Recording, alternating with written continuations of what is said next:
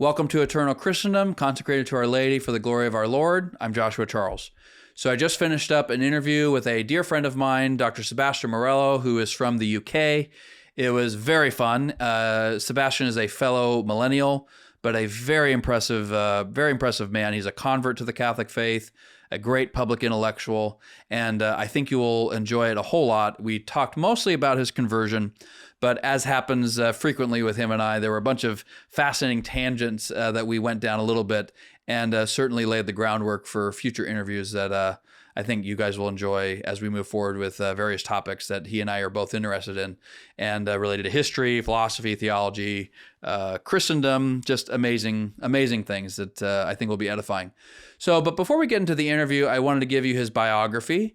Dr. Sebastian Morello received his BA in philosophy in the Catholic tradition from the Open University, and later undertook MA and PhD research in philosophy under the supervision of renowned conservative philosopher Sir Roger Scruton. Morello specializes in how the Western intellectual tradition has shaped our political structures, societies, and cultures, focusing especially on classical realism and Neoplatonism, patristic medieval and Renaissance philosophy, mysticism and Western esotericism, conservative and counter-revolutionary political theory, personalism and neo-scholasticism, and ecological ethics and conservationism. He's a big sportsman, hunter, fascinating guy. And as you can tell, he covers a gamut of numerous topics, so we've got a lot to talk about. Sebastian has authored and delivered numerous courses to engage the public, reaching thousands of people, in various academic positions, and as a visiting lecturer for summer schools and colloquia. He has trained students from all around the world.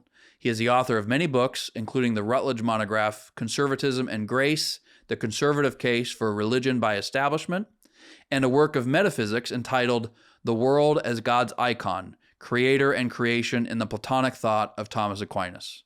Most recently, he published Mysticism, Magic, and Monasteries, Recovering the Sacred Mystery as the Heart of Reality, a work that analyzes and addresses major challenges the Church faces today.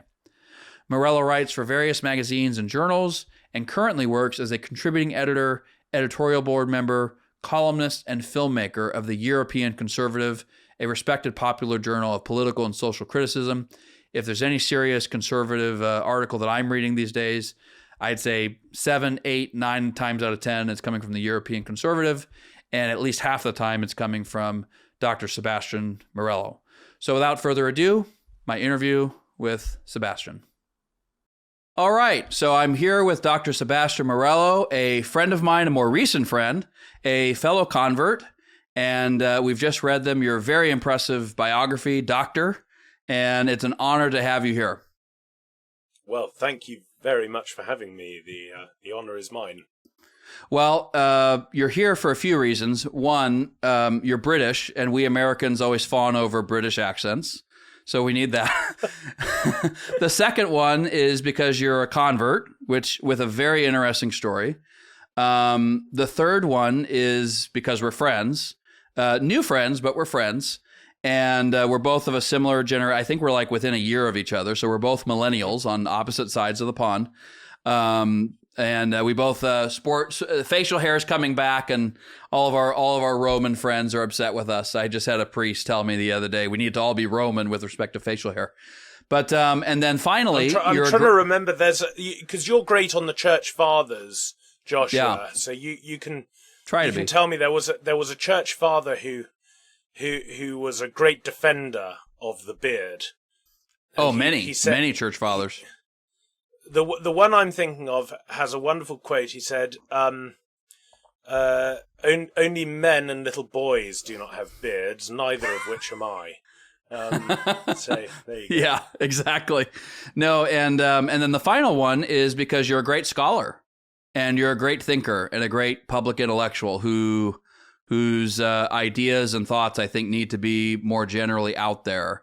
And whenever we don't agree, I typically find that there's a pathway for us to arrive at agreement because of your very convincing erudition. And finally, I have, because we are on opposite sides of the pond. It's evening where you are, and morning where I am. So I have a cup of English breakfast tea as an homage to you and to fulfill my caffeine addiction. So No, I don't. I actually don't have an addiction. I stop at about noon or so. But yeah. So welcome, Sebastian. We're honored to have you. So well, no, thank you so much, and thank you for such a kind introduction. If I'm ever sort of struggling with low self-esteem, I'll remember to chat to you. Yes. Really, what do you're bigging me up, I think, Joshua. Yeah. Well, so today is just kind of an introductory interview episode. We're hoping to have you on, a lot more as the months and years proceed.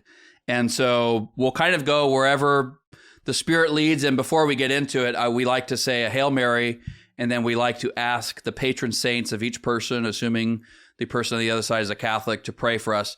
Now, Sebastian actually told me he doesn't have a patron saint, so he'll actually think about that, and maybe on the next interview he'll have one. But we're going to ask Saint Sebastian, the great Roman, correct me if I'm wrong, the soldier who was shot by multiple arrows, a great martyr, I think in the 200s. I think I saw his tomb in Rome a few years ago. In the catacombs of Saint Sebastian. Yes, exactly. So we'll do the Hail Mary first, and then ask our patron saints or quasi patron saints in the case of Sebastian. And then we'll get going. In the name of the Father, Son, and the Holy Spirit. Amen. Hail Mary, full of grace, the Lord is with thee. Blessed art thou among women, and blessed is the fruit of thy womb, Jesus. Holy Mary, Mother of God, pray for us sinners now and at the hour of our death. Amen. Saying, Ignatius of Antioch, pray for us. Saint Sebastian, pray for us. All right. So, Sebastian, I'll just leave it to you. Let's, however you'd like to start as far as your conversion story and where you've arrived. And just so people know, Sebastian, your writings are featured very much in the European Conservative. So in the future, Sebastian and I will have a lot of conversations about Christendom, about so-called conservatism on both sides of the pond.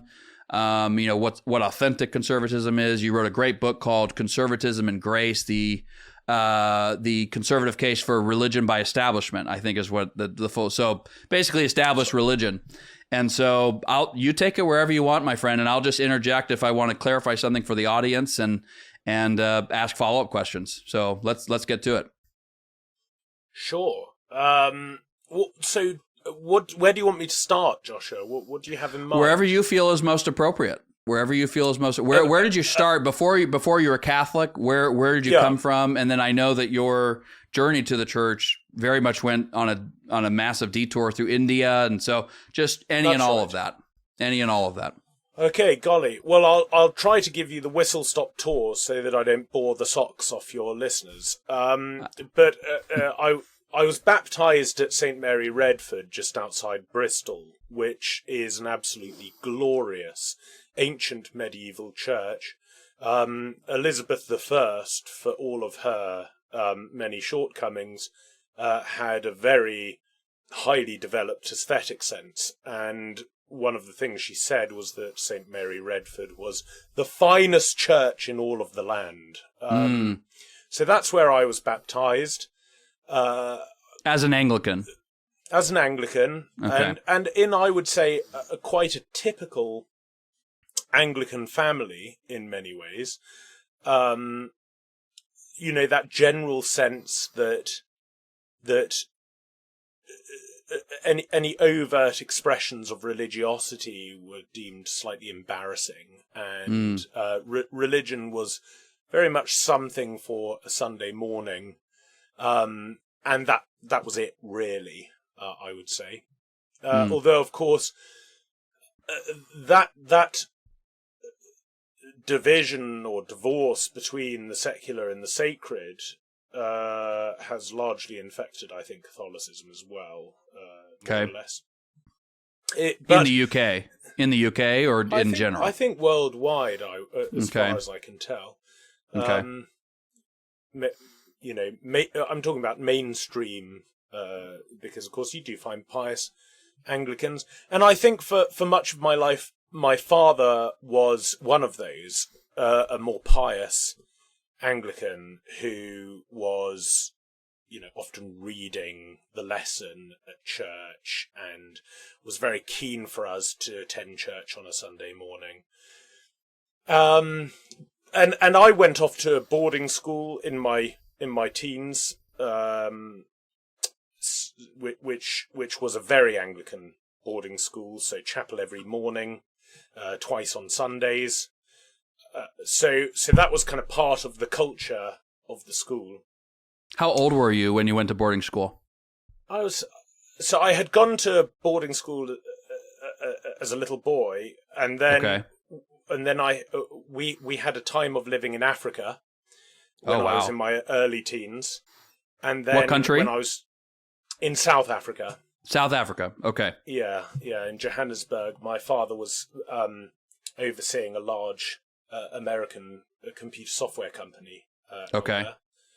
And that was fantastic. I had many wonderful experiences there. I didn't go to school very much while I was there, so I spent a lot of time traveling around, visiting various places, going on safari.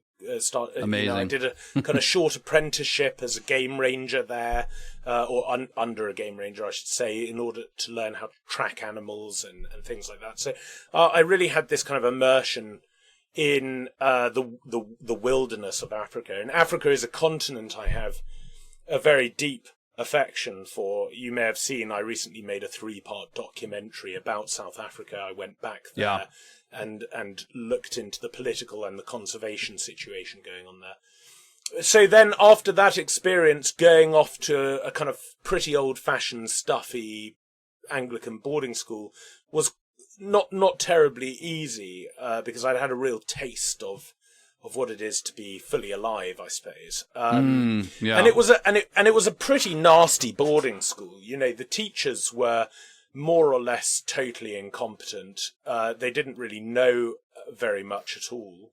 And the whole institution was largely run by these kind of inordinately brutalized and brutal prefects who sort of ran the whole school on behalf of the teachers by chasing younger pupils around with hockey sticks, basically.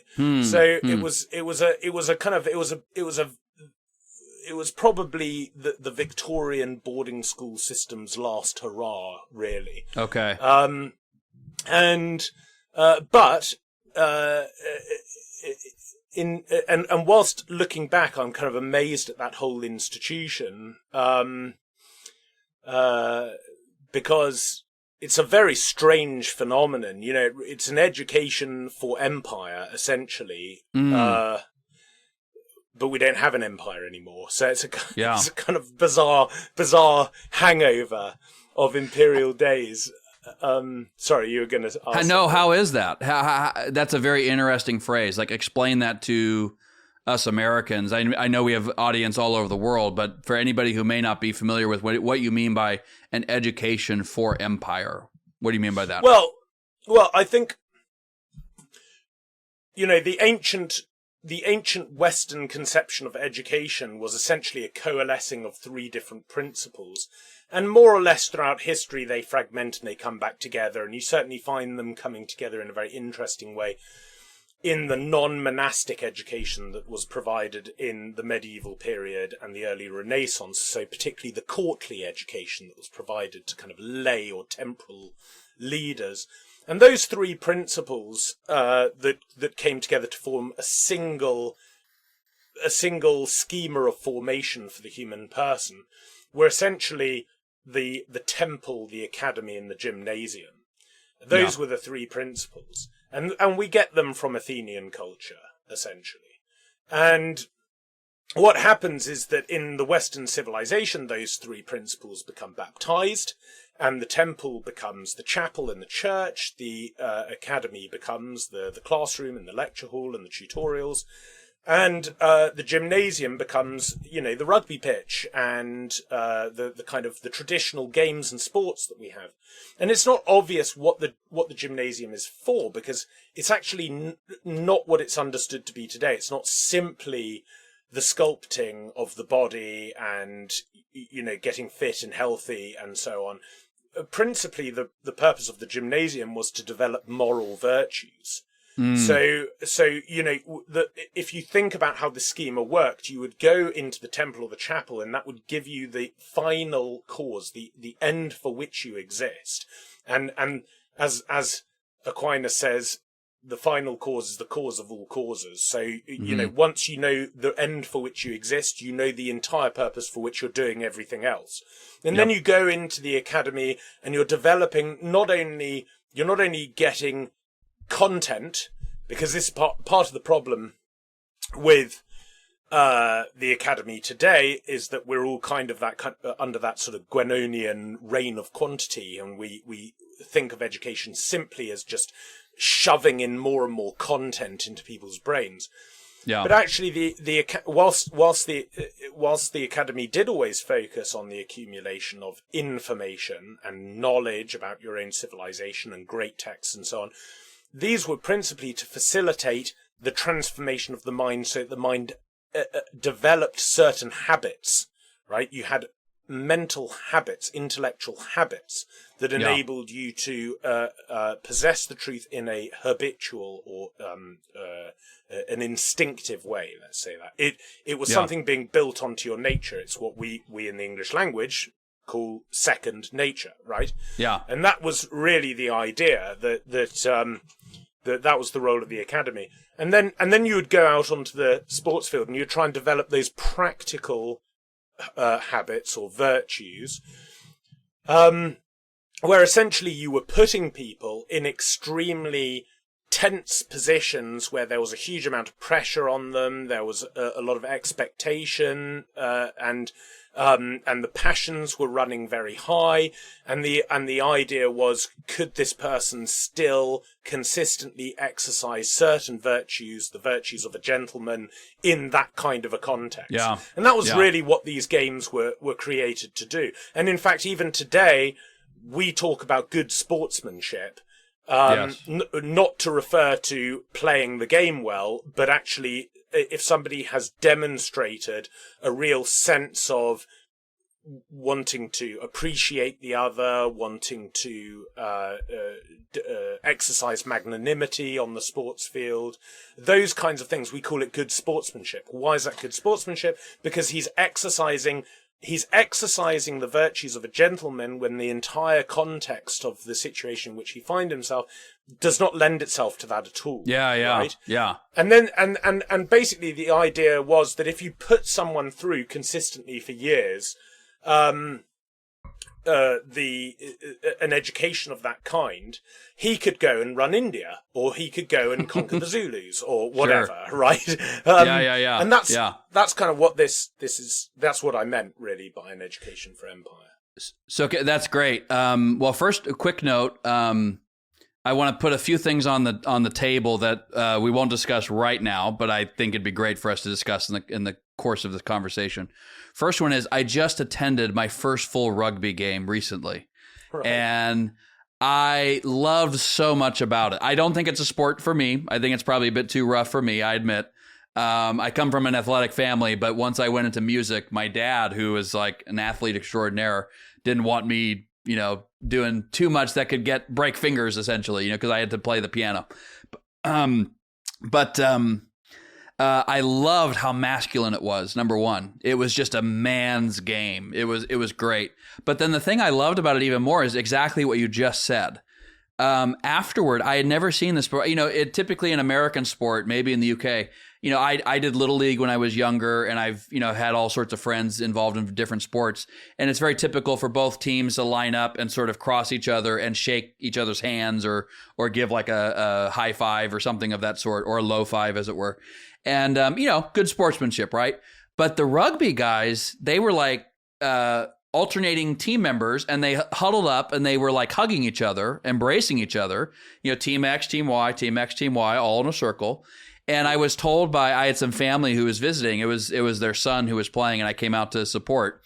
And I was like, what are they doing? That looks really cool. They were saying basically all of them were pointing out the great things and the excellent things that some team member on the opposite team had done, which I was like, that is so cool. It's like this camaraderie, even while they're combating one another, and there's a sense of honor there. And it's just, anyway, there's so many thoughts. I'm sure I'll have this, there's a fecundity of thought that happens whenever we talk. And so I don't want to get too sidetracked, but I have a weekly Catholic men's group, and we are constantly battling in that kind of way, but then we're like best friends afterwards. So it struck me as something so valuable, especially in our day and our culture, to have this male only space where the virtues you were just talking about were very much on display. And I found myself admiring it quite a bit.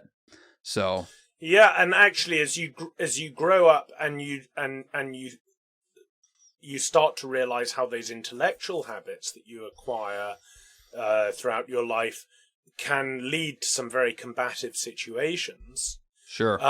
That's a very interesting, deployment of some of those some of those moral virtues that you acquire in other situations, because we've all been in a situation in which we've been arguing out a point with a friend and suddenly come to that realization that in your own mind you are privileging being right over your friend's attainment of the truth. Yeah. Even if you think you're right, it's more important to you that you are right rather than he knows, and that that in order to win the argument, you would be happy to demoralize your friend. Yeah. If you're the winner at the end of the debate, and what you realize, I mean, if you're sufficiently self-reflective to realize that amid a debate, then it's having that kind of classical, as I put it, education for empire. And if the Greeks were anything, they were empire builders. It's that sort of situation that enables you to go, okay, well, no, I'm going to step back and I'm going to reframe my argument, and I'm going to concede the territory that I can to concede without betraying myself in this situation. And then suddenly the combative situation, it may become no less combative, but at least it's now animated by charity, by a real reverence for the intellectual appetite of your interlocutor. And those are the kinds of responses to difficult combative situations that a very particular kind of education gives you. And for all of my criticisms of the education that I received at boarding school, it's that those kinds of habits are difficult to acquire, and they're not on offer in many other places.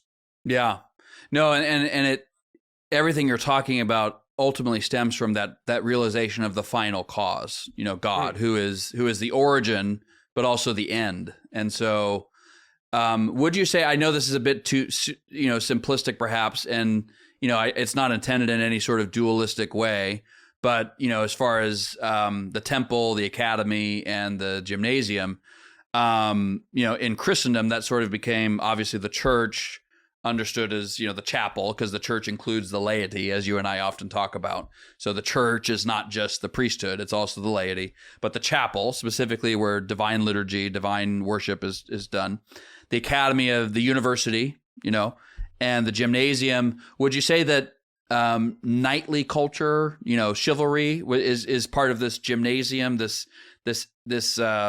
assumption and elevation of the culture of the gymnasium in Christendom?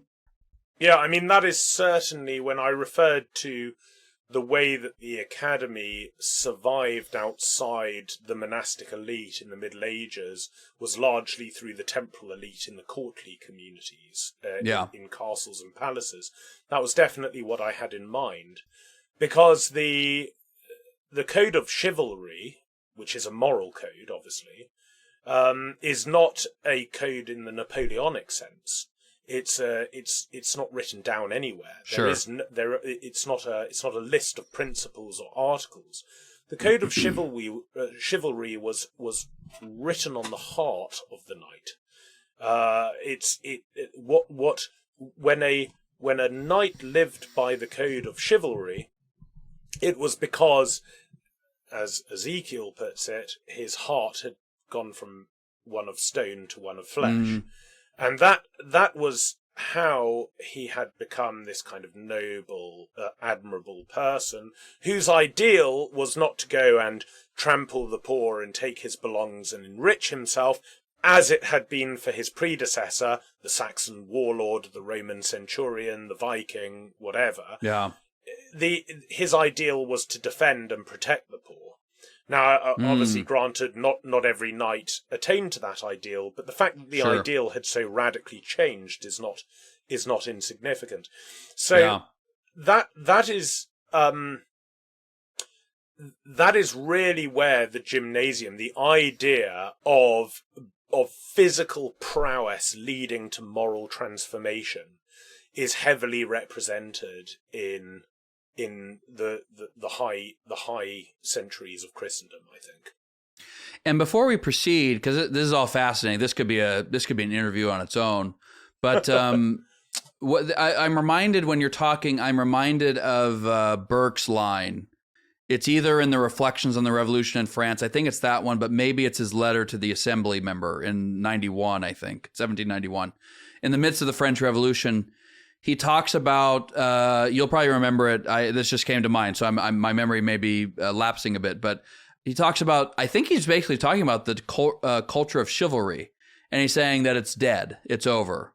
Am I remembering that correctly? Do you know what I'm referring to? Maybe. I mean, he talks a lot about chivalry in Reflections on the Revolution in France. But he talks about the death of it. Yeah. Yeah, sorry, I don't remember that exact passage, but you may be right. Certainly the 18th century was, it did seem to be the death of chivalry, because for Burke, chivalry reaches its perfection at in the French Middle Ages, essentially. And he thinks that one of the great gifts to European civilization that the French made was the chivalric ideal. Yeah. And so for him to watch what is going on in France, the massacre of the nobility and the turning over of Paris into this kind of chaotic frenzy and bloodbath, was for him, as you say, the death of chivalry. I don't remember the exact passage, but it's completely consistent. Okay. Yeah, I found it. This is why I keep my iPad nearby during interviews, so that if something comes up, the age of chivalry is gone. That of sophists, economists, and calculators has succeeded. That's so Burkean. That's perfect. Yeah.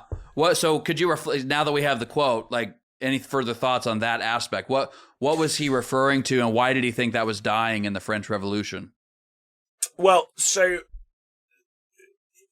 there's an earlier work in Edmund Burke called The Abridgment of English History, in which he traces the transformation of the Romano-British warlord and his adversary, the Saxon warlord, and their slow transformation into the Christian knight.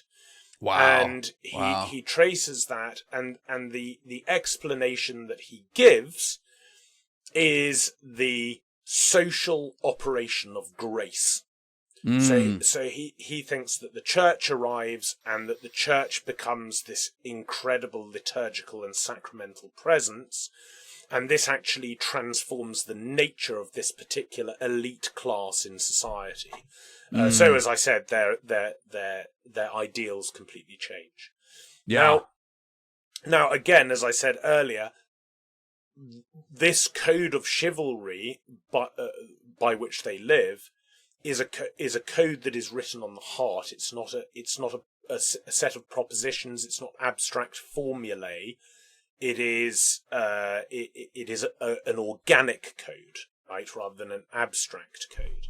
Now, what Burke sees happening through rationalism and the strange transposition of certain prejudices that belong to the scientific revolution into the arena of political and social philosophy, what he sees is a kind of phony chivalry appearing, which is an abstract code. It's a schema. It's an obsession with written documents. It's the idea that everything needs to be seen through the mechanistic metaphor. So everything needs a manual, right? And instead of having statesmen who are classically trained, morally virtuous, magnanimous, admirable men, you have politicians, you have people who are scientists of the polis, right? And so everything becomes a matter of not the formation of the person, the accumulation of information in order to become a particular kind of cognoscenti or elite.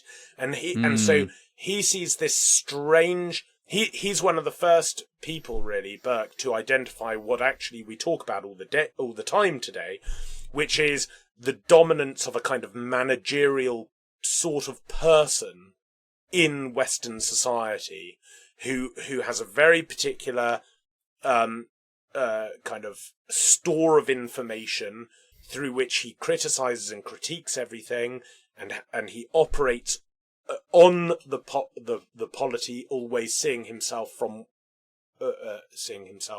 as a being outside the polity, as suspended above it and arranging it. Yeah.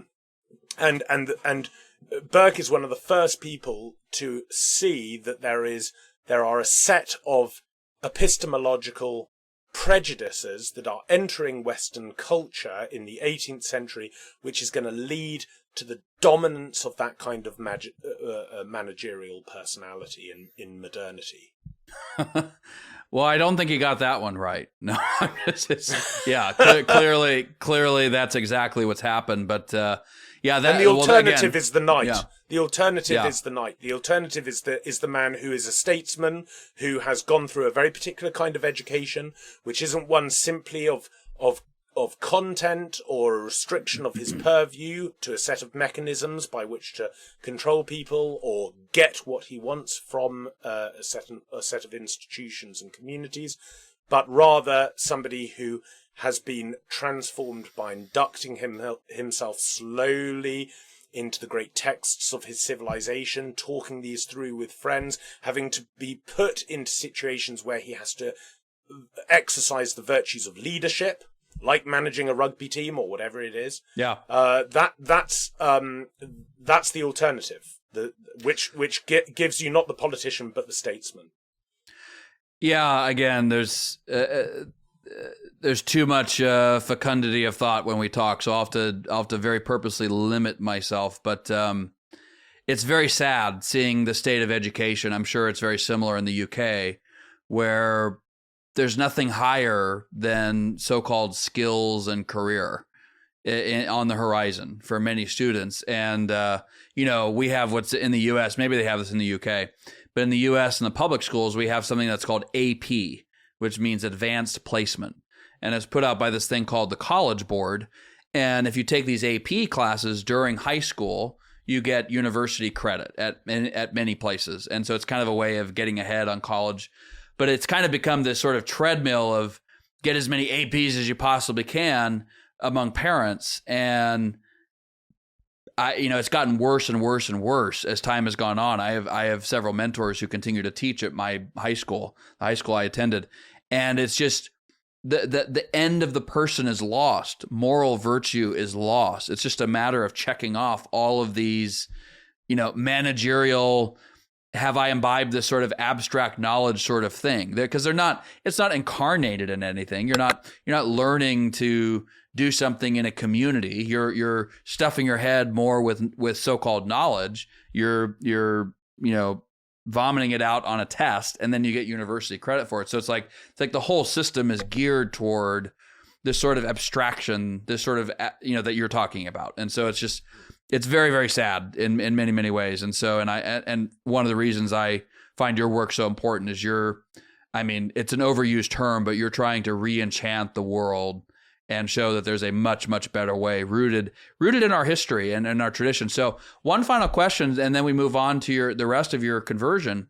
So, what would be one of the criticisms of this education for empire? Because you've spoken of it quite highly, but you've also alluded to, some criticisms. What would be, because I'm assuming the criticisms of it are kind of play a role in your, perhaps, your eventual conversion, perhaps. But yeah, what would be some of the criticisms of this? What you described sounded pretty good. Yeah, I do recognize many good things about it. But what I experienced was largely running on the fumes of much greater institutions of the past. Okay. So I sort of experienced a shadow of that great education that had been on offer to English gentlemen in the past.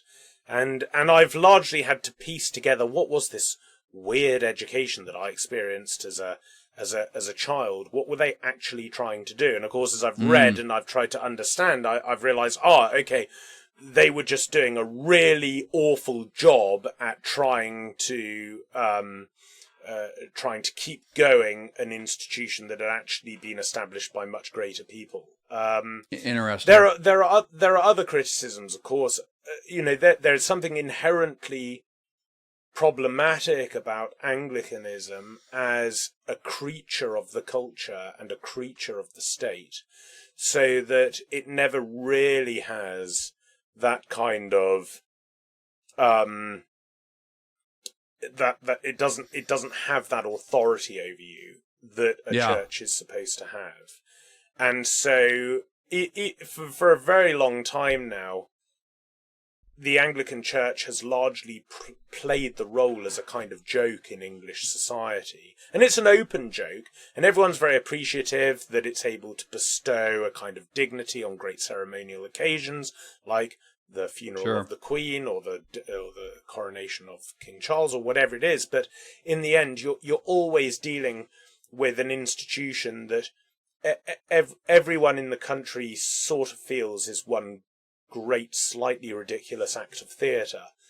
And I don't think I'm being I'm not trying to be partisan or be just kind of angry Catholic in this regard. I think what I'm saying here is quite fair, because you just have to pick up, for example, the novels of Jane Austen. The novels of Jane Austen, the local parson is always a ridiculous human being, right? Oh, really? Interesting. Oh, yeah. I mean, you think of Mr. Collins in Pride and Prejudice, who's this kind of really ridiculous, really stupid, social climbing, repulsive human being, who's just this great figure of fun in the novel.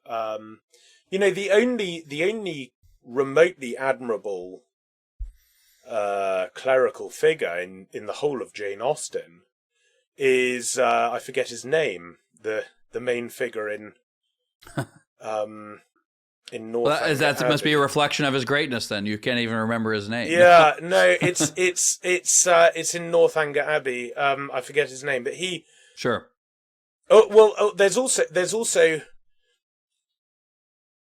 the chap in Sense and Sensibility, but on both occasions they have absolutely zero interest in religion. Right? They are becoming parsons because there's an expectation from their family that they do so, and of course it will come with a very, very nice local presbytery, and that is why they're becoming parsons. Now, there is one letter which still exists, which I think is kept at the Jane Austen Museum, which suggests that she was probably a closet Jacobite.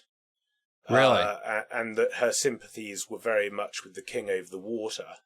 So perhaps she was in some way slightly, Romanizing in her. Interesting. So for audience members who may not know what a Jacobite is, could you give a brief explanation? Brief, without all the drama, but just where did it start? Yeah. Okay. So the Stuarts were ousted. A dynasty of kings in the early 1600s and whatnot. Yeah. Exactly. And so our last Roman Catholic king of England and Scotland and Ireland, James II, was ousted by his daughter and her husband William of Orange, and he fled and was given refuge first by the King of France and then by the Pope, and had a palace in Rome in the Papal States. And his children attempted to win back the kingdom on a number of occasions.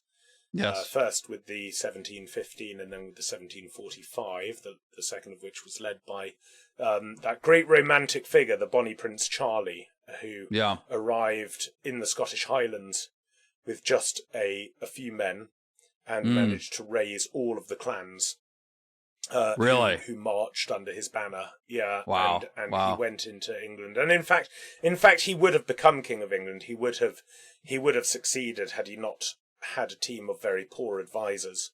So were things that unstable back then? Were things that unstable in that time period such that he could have succeeded? Yeah, he could have succeeded. Most historians agree that his campaign was so. By the time he got to, I think it was Derby, he was. So many people had joined him by that point. Because you have to remember that ever since William the Conqueror, the English have always felt that they had been ruled by a foreign people. That whoever sat on the throne was always more or less a kind of foreign person. Yeah. And let's explain that to people really quick, because I'm sure that a lot of people, especially Americans, are not very familiar with this. William the Conqueror conquers England in 1066, very famously, the Battle of Hastings, with King Harold, right? And William the Conqueror is Norman, north of France, Norman as in Normandy. And the language, correct me if I'm wrong, but the language of the English court, the court of the monarch of England, was a sort of courtly French. It wasn't even English for centuries, Yeah, that's right. And even our language today reflects that. So the kind of for example, the kind of animals that the peasants eat, there's only one word for it, right? So if you see a duck flying outside, by the time it arrives on your plate, it's still called duck, or a chicken, it's still called chicken. But animals like a pig, by the time it arrives on your plate, it's pork, or a cow, it becomes beef. And this is basically because only the richest people could only the richest people could eat those animals, and so by the time they arrived on the table, they were using the French word for the meat rather than the English never word. knew that. That's fascinating. Wow. So even our language still reflects the fact that French was very much the courtly language ever since William the Conqueror. Yeah. And William the Conqueror's kind of cultural and, in some ways, ethnic cleansing of England was pretty brutal in many ways. I mean, he really did try to completely and utterly wipe out Anglo-Saxon culture from these isles.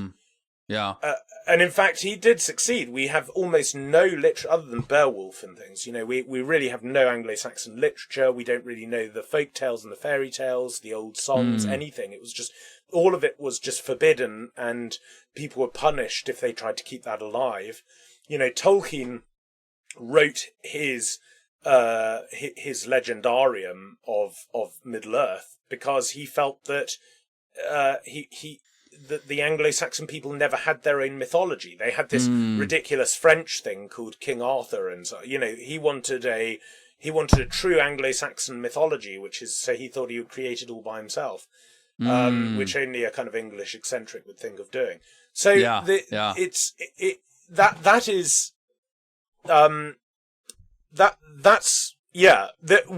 anyway, the point is here that the English had, for half a millennium, begrudged the fact that someone whom they deemed a foreigner had always sat on the throne. And the Stuarts were the first kind of homegrown dynasty, because they were the Stuarts, or the stewards of Scotland. And James the Sixth, who succeeded Elizabeth I, was through and through a Scotsman. The eponymous source of the King James Bible, James VI. Right, exactly. Yep. Exactly. And of course, his mother was that great saintly figure, Mary, Queen of Scots. Yeah. But having been, I'm laughing just because I know some people. Well, that's Bloody Mary for others. No, it's not. No. You're getting confused. Oh no, that's the Tudor. That's Mary Tudor. Sorry. That's Mary Tudor. Yeah, that's my Mary bad. Tudor. My bad. No, Mary Queen of Scots was the Queen of Scotland during the reign of Elizabeth I. Okay. And she was eventually put to death by Elizabeth I. That's right. And she was a very, very devout Catholic. And then her son James fell into the hands of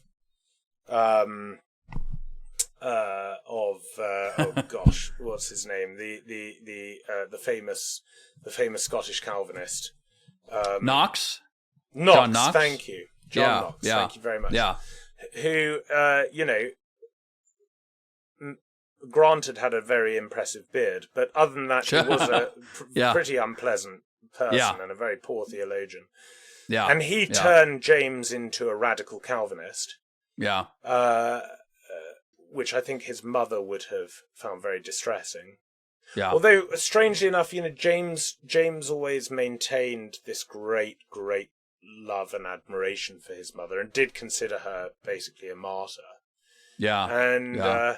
And then the whole Stuart dynasty is so romantic and it's so beautiful, because of course what you end up getting is James I, so James VI of Scotland ends up taking the throne of England after the death of Elizabeth I, because she doesn't have any children. He becomes James I of England and James VI of Scotland, and his son Charles I becomes the first great Romanizing figure of post-Reformation England. Yeah. Because even though he never becomes a Catholic, he marries a devout Catholic, he fills his court with Catholics. Even in my book Conservatism and Grace, I have a footnote that where there's a historical detail about him even encouraging an early form of the Sacred Heart devotion in interesting in England.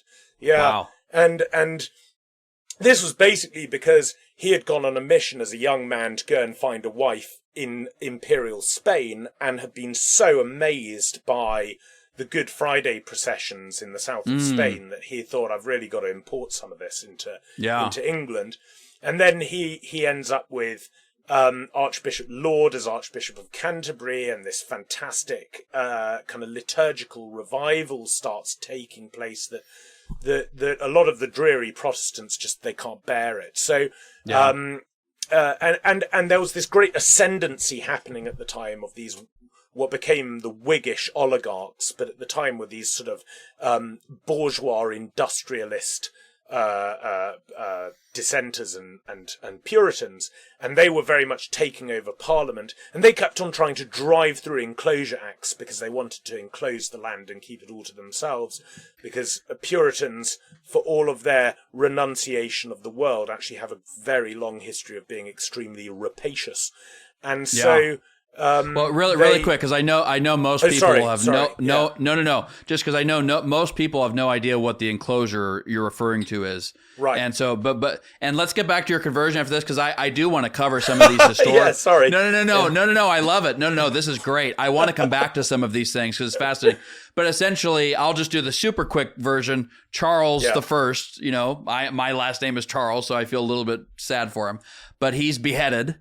Long before the French beheaded their own king, the English beheaded theirs. You have the English Civil War. Oliver Cromwell takes over. He's the Lord Protector of the first time and the only time that England's a republic. And then after that, his son is a weakling, and he gets immediately replaced by Charles II, who is Charles I's son. That's right. The Great Restoration.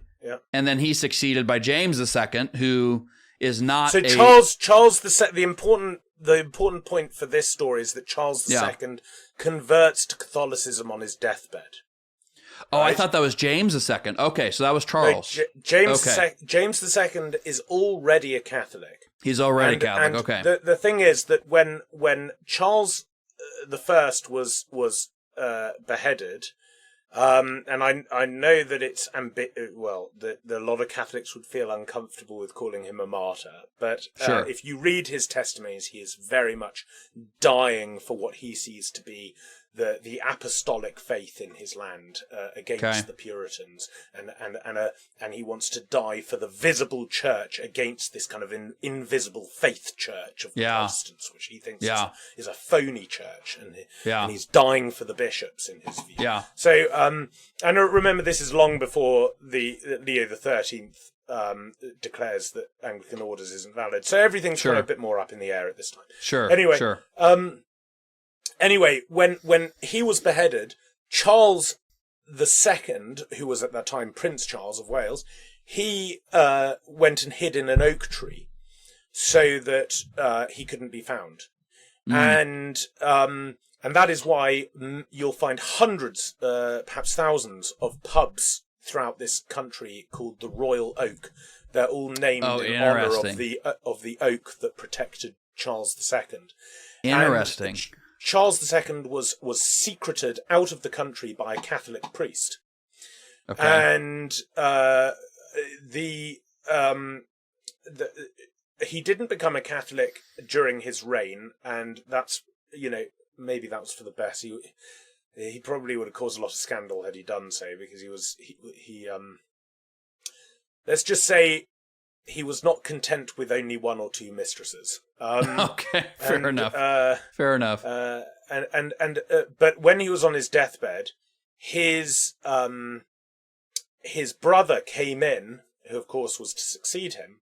His brother came into the room and said, "The man who once saved your body will now save your soul." And the priest who had secreted him away decades earlier walked into the room and received him into the Catholic Church. Wow. So there you go. Amazing. That's the story. And then James becomes the first Catholic king since the Reformation. And basically the Bank of London and the Square Mile finance William of Orange to come over and usurp the throne and chase him out of the country. If the king will allow the banks to have a kind of special sovereign status, and a largely kind of completely parasitic relationship with the English people, which is what they've had ever since. And even to this day, the king, even to this day, the Square Mile of London is not England. The king is not allowed. Yeah, the king is not allowed to enter the Square Mile without permission. The banks are not under the king, and the Square Mile is not under the monarch. I never knew that. No, people don't know this stuff because England. This is what people don't realise. England has two histories.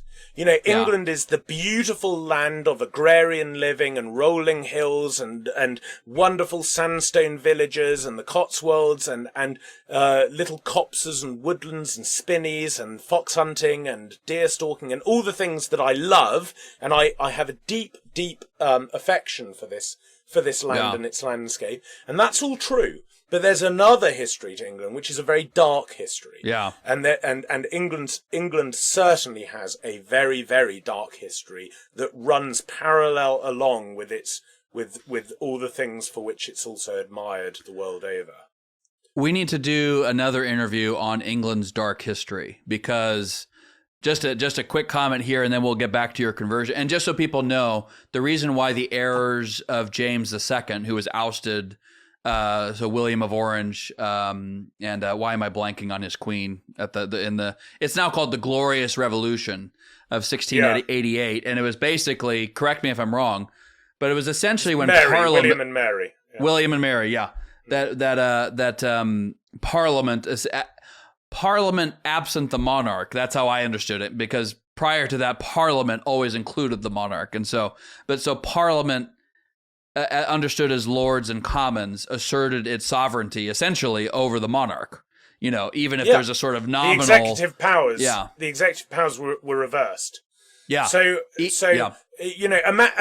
imagine buying a house, and then a very grand, large house, and stocking it with wonderful staff who you trust and who can advise you on all sorts of things and look after the home, and they're all in your employment and they're all the beneficiaries of your hard work.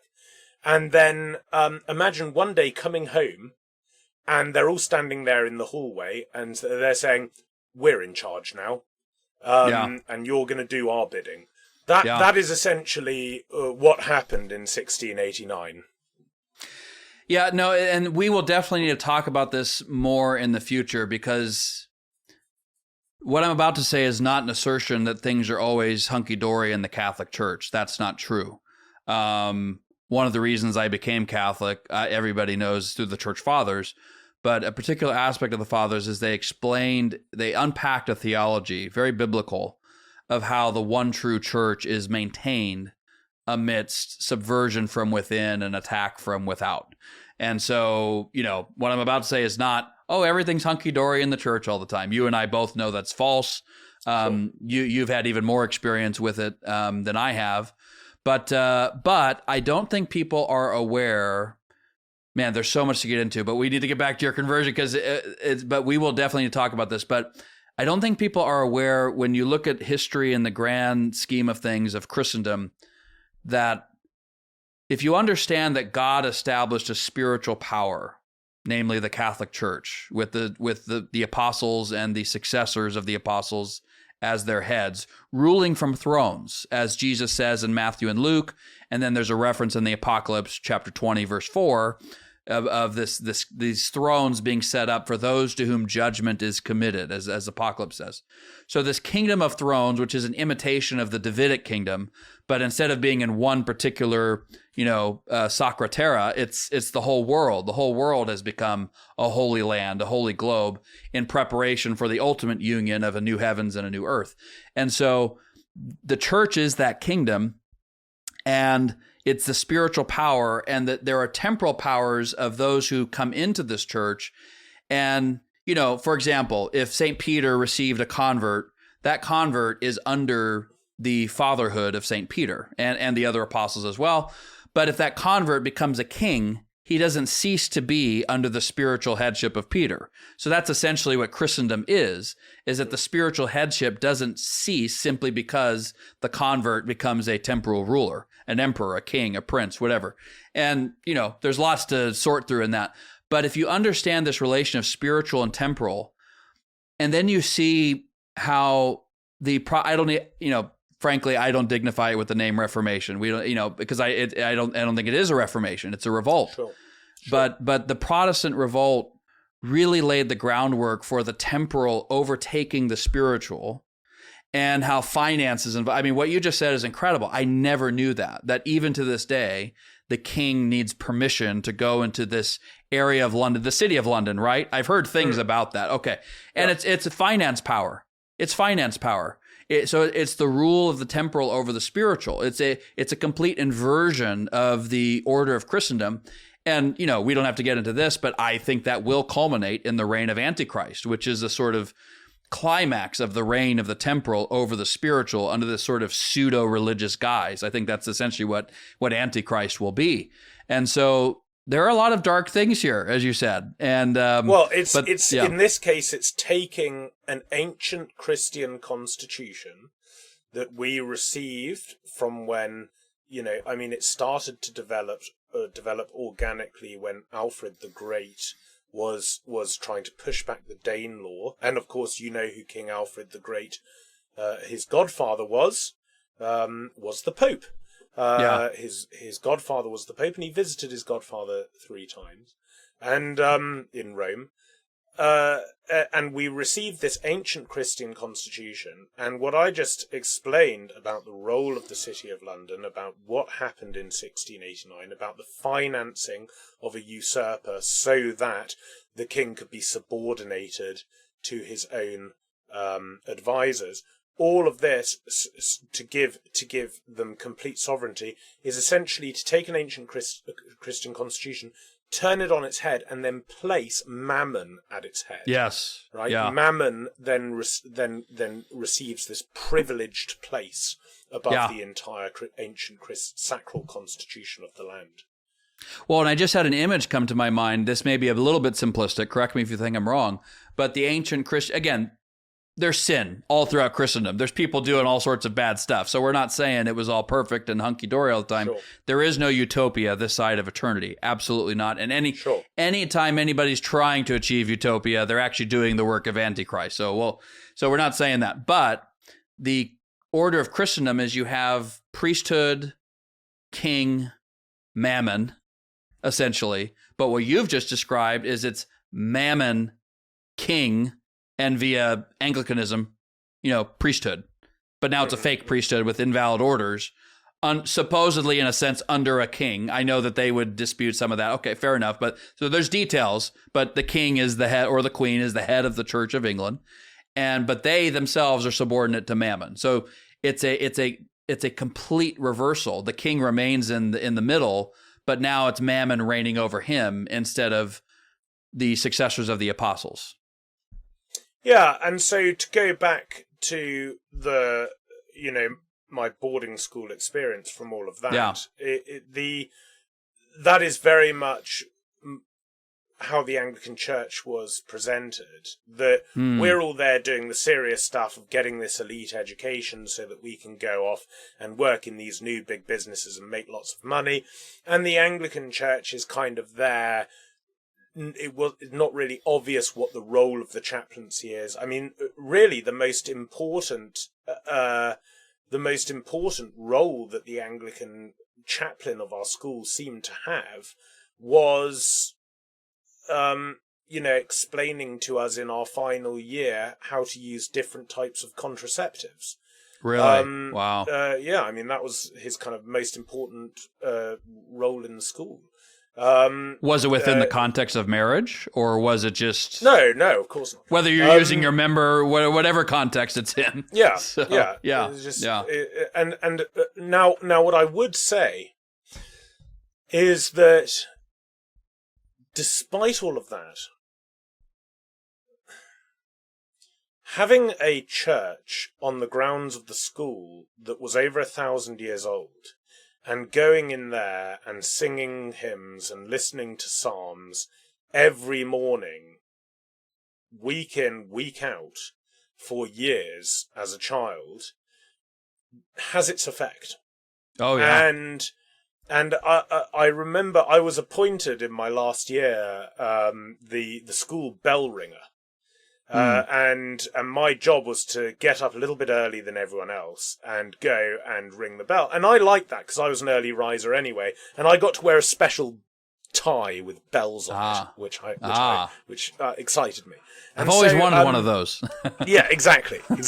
So I would go and ring the bell. And I remember, as a teenager, walking to this 11th century tower with this enormous iron key and putting it into this big creaky wooden door with these huge iron hinges across it and opening it and unwinding the rope and ring the bell. And it was like the stones themselves were pregnant with the prayers of thousands of my ancestors, wow. and I remember that vividly as a teenager, just thinking, if there's amid this kind of materialistic, nihilistic epoch in which I found myself, where no one takes seriously the end for which we exist, because I was always kind of philosophically inclined, and I always found the English style of education couldn't really satiate my intellectual desires, which is largely why all my teachers thought I was stupid. Because they just they didn't understand why I didn't take their subject seriously, and it didn't help that I thought they were stupid. So sure, but the mutual admiration club. Yeah, exactly, or not, and so but nonetheless, that had a very profound effect on me, and I've never forgotten it.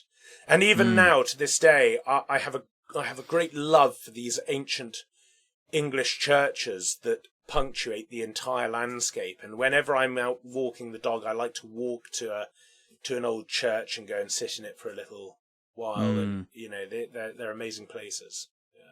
So let's proceed. This is all, we'll before once we get through the conversion story, we'll come back to some of this because I want to get your thoughts on numerous things. But yeah, what's the next step in the conversion? You're still Anglican, you know? Yeah. So I left school at 17 years old. I didn't go on to do A levels for university, largely because it was agreed by everyone, really, that I was not remotely academic and I was not going to be able to succeed. And I did poorly in exams, really. Okay. That's surprising because I know you to be such an intelligent man.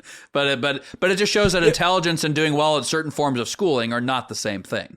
They're just not. Yeah, and you have to also understand that the education in England was, and I think remains, extremely STEM heavy.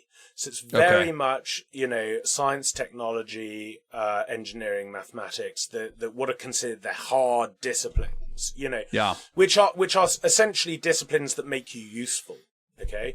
And they make you useful, they enable you to go and have that kind of technical knowledge, but it's not a humane education. It's not an education for meaning. It's not an education for purpose. And that was the kind of education that I thrived. But there was very little of that. So I would always do well in religious education and I'd always do well in history.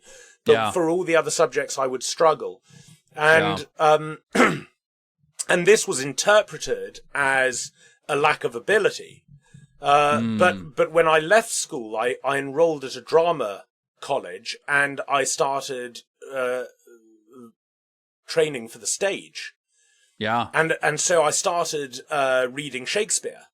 And what ended up happening is through the dramatic arts, I was introduced to a narrative-based education, which is an education of meaning. It's an education of virtues and how human beings relate to each other and what a courageous act looks like and all of these things.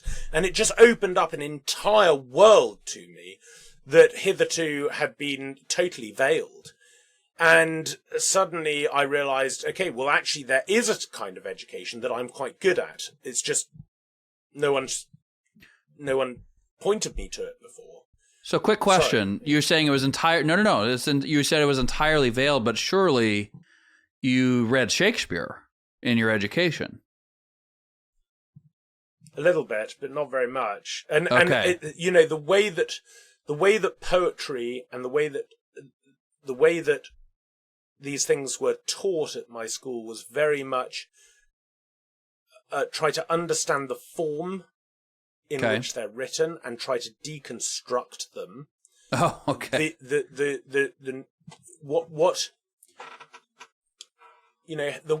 How I understand old stories, the reason why I like reading old stories, the reason why I like reading poetry and plays, the reason why I particularly have an admiration for fairy tales and folk tales, of which I read a great deal to my children, is because I see these stories as initiatory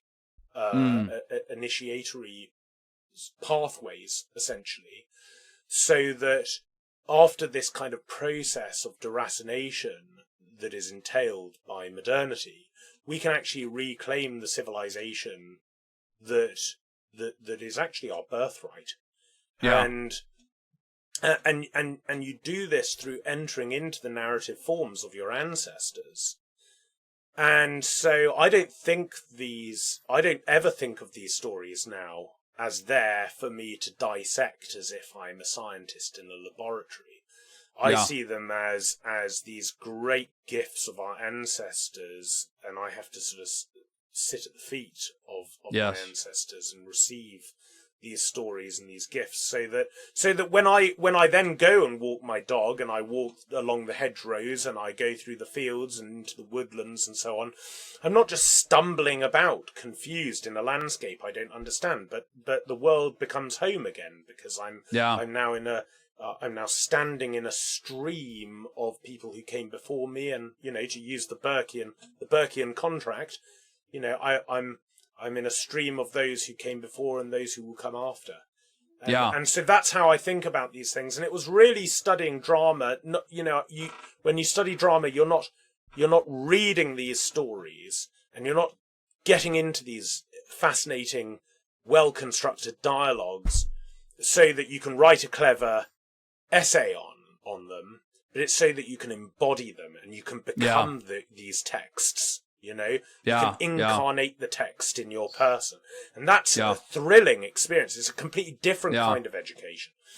And the crazy thing is that when I realized that actually there's this whole other kind of education out there called humane education or liberal arts education or classical education, whatever you want to call it, I then had the shock of realizing that actually the civilization from which I had been uprooted and into which the traditional English boarding school was supposed to induct me is the education that our civilization once privileged above any other education. And so I very much devoted myself to that ever since, to the study of philosophy, theology, and stories more than anything else, I think. Yeah.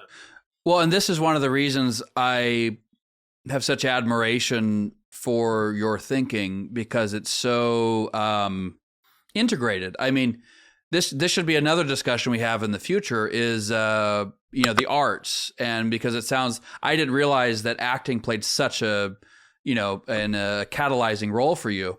And for me, I didn't receive a classical education. I've essentially had to give myself one by reading the text myself. And I've always loved to read since I was a little kid, but nobody ever told me, read these classic texts. I just had to find it through, sort of stumbling upon it.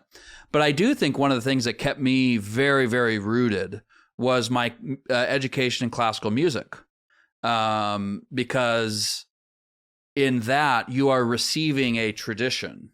And if you have a really good teacher, when you're big game, you can play Mozart how you want to play Mozart. But before you get to that, you need to play Mozart how Mozart would have played Mozart, or how an 18th century, keyboardist would have played Mozart. It is for self-expression, but it's also within a context of a received tradition, which you must pay homage to before you prioritize your own sentiments. You know what I mean? And you have to learn the different styles. And so I still haven't fully, I need to write, I've been saying for years, I need to write an essay on this of how piano saved me. But it really impressed on my mind the importance of a received tradition. I don't think I was thinking of it this way, but it was just part of my life. And so reflecting back on it, I think it played a powerful role. So up to this point, would you have said, it sounds like you would you have considered yourself and by the way, I meant to say this earlier, I think many pious Anglicans would agree with your characterization of Anglicanism. So it's, I know this because I know you, but it's not meant just to slap people around. It's just, It is a factual description of the system. And I think many Anglicans would agree with you, including pious ones. But would you have considered yourself at this point a serious Anglican? Like, it sounds like you took God seriously. Did you take Christ seriously? Did you understand him as Savior? Like, what was the status of your Christian understanding, leaving boarding school and getting into, acting? It's very difficult to say. I was a serious Christian, if that means a regular churchgoer, but largely out of necessity. Not out of necessity, out of coercion, because it was part of my education then. When I left boarding school and went to an arts college, I stopped going to church completely. However, I would say that I was always fascinated by religious claims and religious texts, and I had a very peculiar habit of, when I was feeling down about anything, as a source of consolation, I would read the book of the Apocalypse. which I didn't understand any of it, really. Sorry, it's not a phrase I normally hear. When I'm down, I read the Book of Apocalypse. That's not a phrase you typically hear.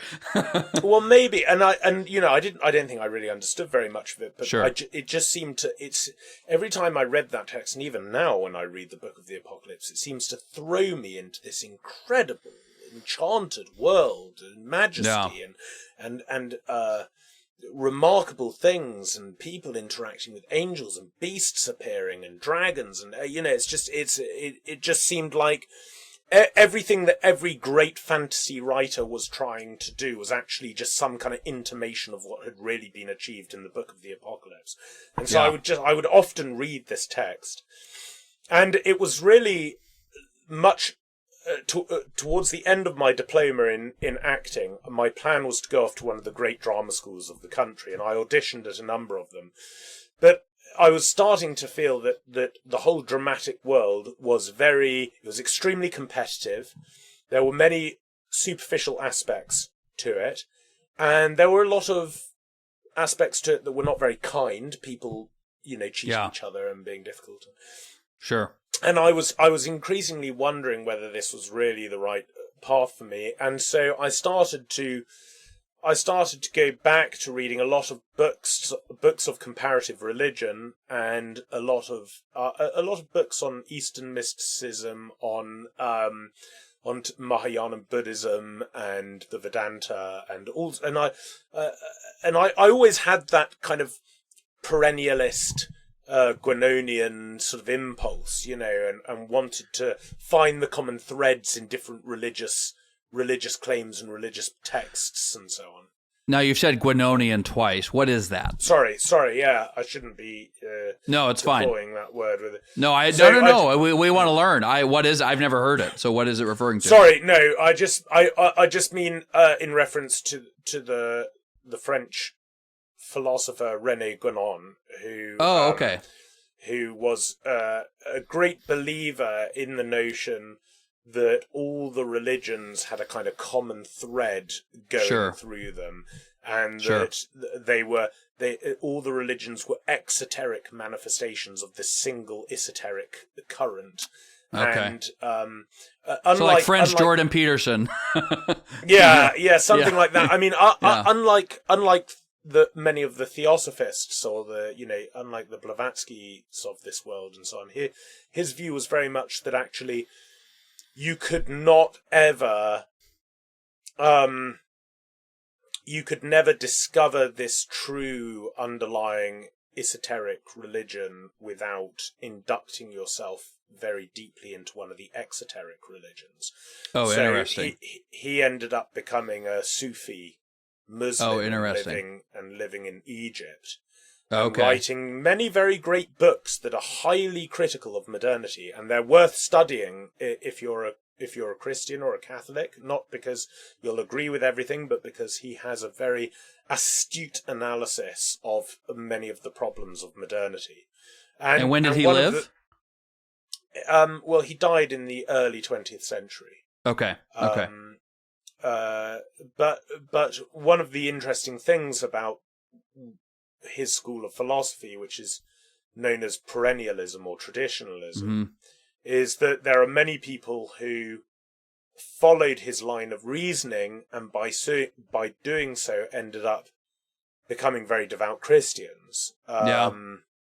So famously, Philip Sherard was an Englishman and a scholar who was a perennialist, and he ended up becoming a very devout Greek Orthodox Christian, and he was the translator of the Philokalia, the sayings of the fathers of Mount Athos.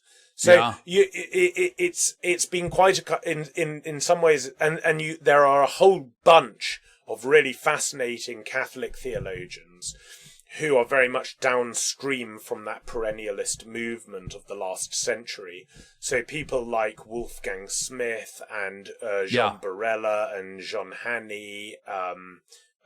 There are others, but those guys are very much within that school of perennialist thinkers, and they've kind of baptized the whole perennialist movement.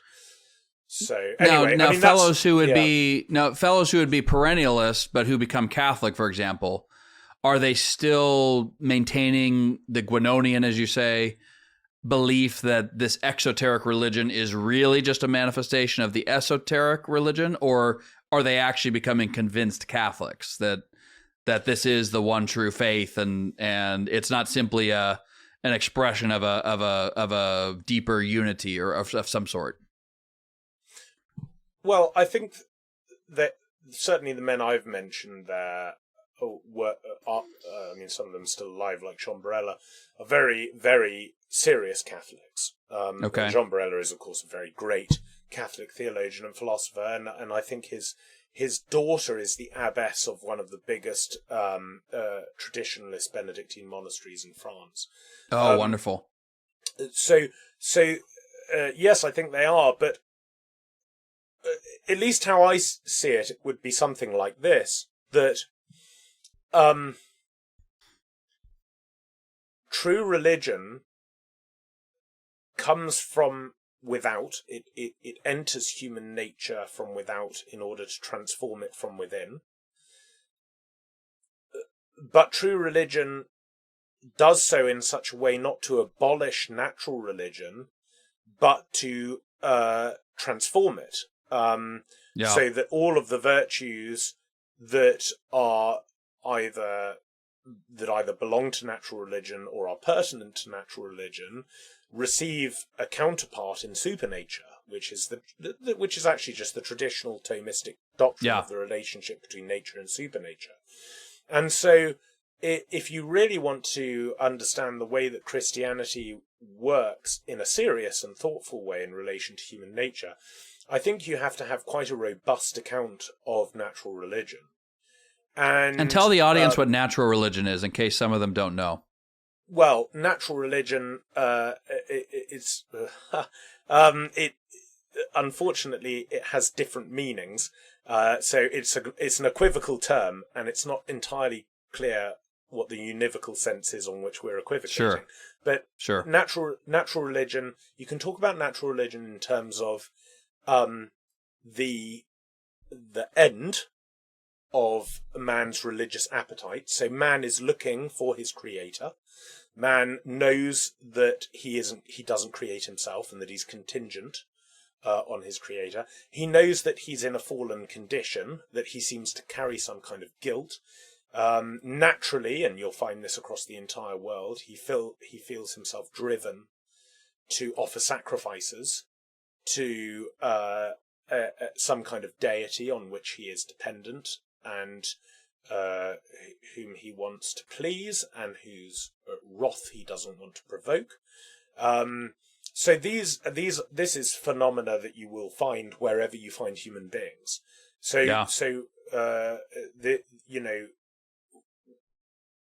It's very difficult for the modern Western man to realize how the kind of nihilistic, materialist atheist of modernity is actually a historical freak. Like he just doesn't exist anywhere in history. Yeah. So man, you can talk about natural religion in terms of the end to which man directs his life, but natural religion is also a set of habits. Right? So man is naturally liturgical, he's naturally theurgical, he's naturally offering sacrifices and doing chanting, and he puts aside certain words that he deems sacred, certain objects that he deems sacred, certain places that he deems sacred, groves or glades or stones or whatever it is. Sure. There's also a set of habits that belong to natural religion. And when supernatural religion enters history, one of the things that it does is its role is not merely to abolish all of these things, but to transform them in such a way that those things that are incompatible with the dignity of God fall away, and those things that are not can be elevated to his worship. So we end up with sacred places, and we end up with sacred objects, and we have a priesthood, and we have sacrifices, or we have a sacrifice rather, instantiated in many different ways. That all of these things have a counterpart in natural religion, but they're still given to us by this great intervention of the incarnation in history. Now, if you don't want to have a kind of barbaric reception of supernatural religion, which causes you to just go around, the ancient world, taking a sledgehammer to the great monuments of the world, like you belong to ISIS or something. If you don't want to do that, then you've got to have some kind of account of what is this natural religiosity that's being redeemed by this infusion of grace into the created world, and then it's much easier to start talking about the different religions of the world being exoteric expressions or manifestations of this one set of esoteric virtues and habits that are called natural religion. Got it. And they are genuine. I mean, my experience of traveling around the world, much of the religions of the world, these are very, very genuine attempts to unite man with his creator, and they're very dignified. And Hindu temples are, astonishingly beautiful, and and the texts of the Guru Granth Sahib and the teachings of Guru Nanak, and all of these great texts, these are really, they really expose the great dignity of man's inherent religiosity, I think, in many ways. Yeah. So I have quite a benign attitude towards this stuff. Sure. Yeah. So natural religion, just to give a quick summary, I'm always trying to think what's the essence of things. I know you think very similarly, very Thomistically, but natural religion would essentially be that which man perceives about God and how he relates to him through reason. So without God necessarily coming down and revealing himself, whereas supernatural religion is God coming down to us, and as you said, elevating us to him. So this is a bit crude, but I think accurate, that natural religion would be man trying to elevate himself, not necessarily in a wicked way, simply he knows his nature requires him to look up, right? And so I don't mean it in a necessarily prideful way, sure. Though we do know that many forms of natural religion have erred that way because of original sin and the fall of our race and whatnot. So there's all sorts of problems, but the impulse itself is upward, and it's an attempt by reason. What can we know about this universe we're in and how we got here? And this is where, again, fecundity of thought whenever we talk, because I do want to keep going with I think this is very important to your conversion story, because you end up in India. But this is why, in the Eternal Christendom logo, we've got the 10 Commandments at the top. We've got the Parthenon, from Israel, the Parthenon from Greece on one side of the bottom, and the Colosseum from Rome on the other. And this is representing the sort of providential three streams that God preordained and united by the cross, which we have in the middle, the incarnation that brought supernature to nature. And it was revealed religion from Israel. So there was a sort of invasion of grace in a sort of proto-form through that. And then you have reason and philosophy through Greece, and law and institutions, and a sort of pacification of three continents by Rome.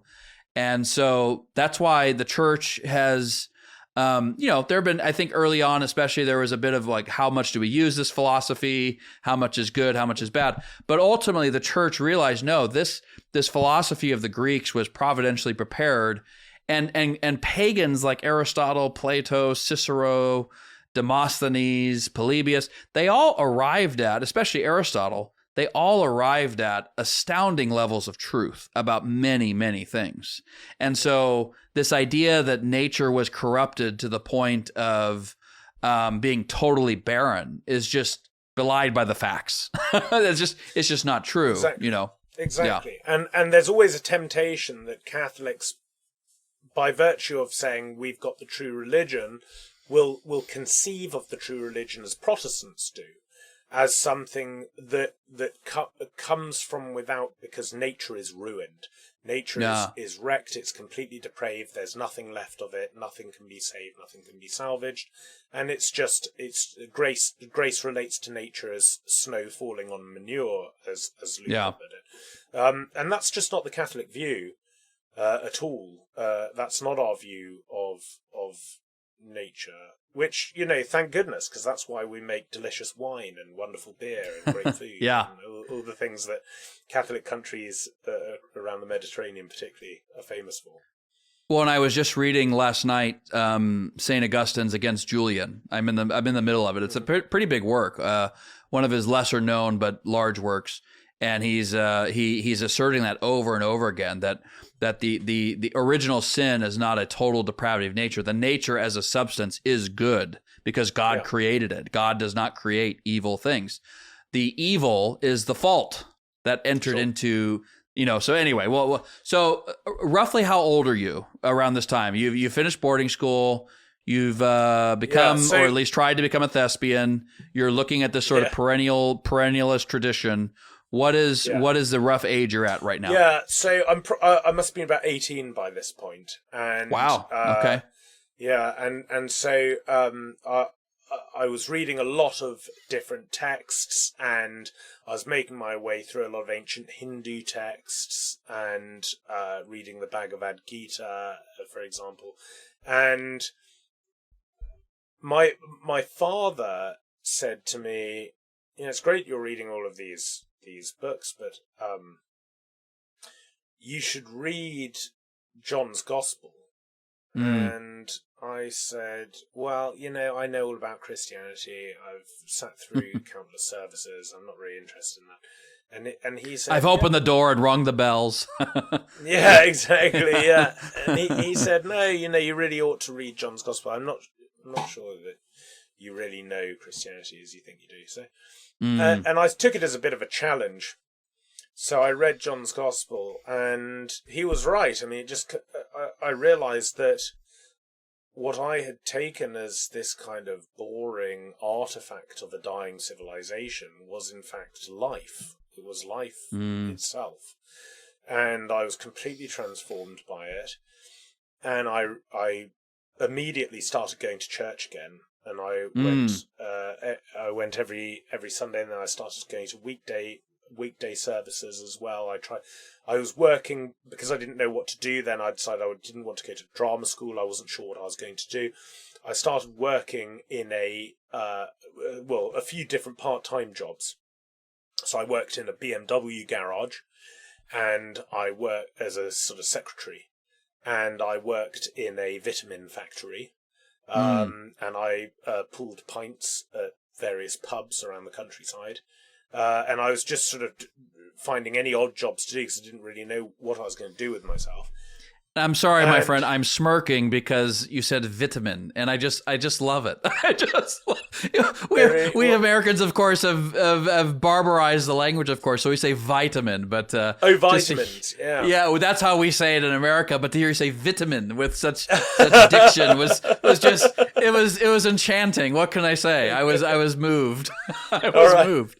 So sorry. No. So yeah, I managed to work my schedule so that I could go to a couple of weekday services as well. Sure. And the vicar, or vixen rather, because it was a lady vicar, who spotted me turning up all the time. She did the very typical thing that happens in Anglicanism, that if anyone shows even the slightest bit of piety, you suggest to that person that he or she becomes a vicar.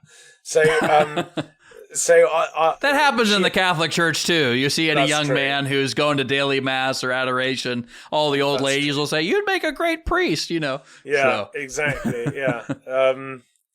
That's a very unfortunate. That really is an effect of a very chaotic understanding of how nature and supernature relate to each other. Ooh, we should talk about that, but I'll let you keep going with the story. I'm keeping multiple notes of what to follow up on after we get through the main part of the story. All right. So basically, she said to me, you ought to think about becoming a Church of England vicar, and I was thinking about that for a little while, and that was actually very helpful because it caused me to do a deep dive into the history and the theological claims of Anglicanism. And I did that while I was working, and I became really very unconvinced by the historical claims and the theological claims of the Anglican Communion. And I realized never could I give myself to an institution, give my life to an institution, which I think stands on such thin ice. So, and what were some of the highlights of that discovery? What were some of the main historical facts that you discovered that conclude caused you to arrive at this conclusion? Obviously, its origins are pretty awkward, right? Sure. A kind of man who is totally unable to control any of his appetites, and Henry VIII, and literally decapitates his wives. Wants a divorce and comes up with the absolutely bonkers way round this, which is to declare himself the head of the church, right? Which I think you need to have a certain kind of egotistical personality to make that. Yes. One could say. Yeah. And but then even more and more recent things. So, the church, the Anglican Church at that time had already made a large number of concessions on the issue of homosexuality, and vixens. Well, that was another issue, and actually that caused quite a lot of awkwardness because one of the people I was talking this through with at the time was the local vicar, who was a woman, and I said, why did Jesus not ordain any of his female disciples? He had female disciples. He obviously treasured his female disciples. He even gets some of his female disciples to preach the resurrection to his male disciples. These are not insignificant people, but he doesn't ordain them. So what's going on there? And the typical answer was very much, well, it wasn't really going to be feasible at the time to do that because of the prejudices against women and so on. And I was thinking, well, hold on. If he's God, then presumably he's not also kind of really worried about kind of the dominant bigotries of the time in which particularly as he's willing to go to his death on the cross, that's he just rose from the dead, but this is where he really considers feasibilities here. Yeah, exactly. And it sort of seems strange to me. And I was quite compelled by an argument I read that, if his intention was always to establish a church with a religion that was to be spread across the entire world, to make disciples of all nations, as he puts it in Matthew 28, that it was for all peoples, all nations. If that really was always his intention, ordaining women would be the obvious thing to do, given that the Jews were pretty much the only people on earth without priestesses. So if the idea was to kind of spread the gospel to the Gentiles, then having an all-male priesthood could actually be a real stumbling block, unless there was something deeper going on, like the fact that all priesthood participates in the one priesthood of the incarnation, and the incarnation is sexed. So that was so there was that going on. And, the homosexuality thing was a real issue for me, because I just thought that if the main Protestant claim is that, yes, we'll pick and choose the traditions that we like because we don't really see tradition to have this main dominant role in directing the Christian religion, because Scripture is our primary authority here. You can't simultaneously do that and then constantly repudiate Scripture when it conflicts with modernity. You can't have it both ways, basically. Yeah. And so, anyway, these things were coming up, and so it was the historical, it was the way the Anglican Church was going at that time. I just felt more and more unnerved by the whole thing, so I didn't really know what to do, and I thought, well, what I'll do is I'll go to India, because in India is the place where all religions exist side by side. You have Christians who have been there for 2,000 years since St. Thomas the Apostle arrived. You have Hindus.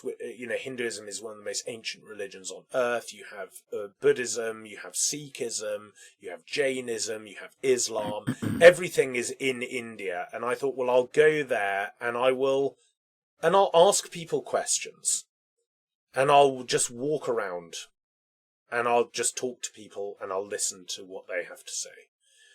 And that's what I spent a year doing, basically.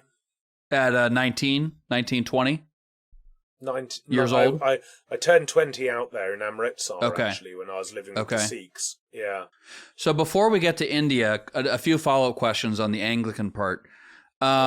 First, as you were I know you talked about reading John's Gospel, the Apocalypse, and one thing I do want us to cover before we end the interview, whenever that happens, is your relationship with your father, because your father is the one that recommended you read the Gospel of John. And I know from what you've told me, you guys have a wonderful relationship. And frankly, I think that's very rare these days between children and their fathers, but especially between sons and their fathers. It's a very rare and precious thing. So we'll do a little footnote for later for that.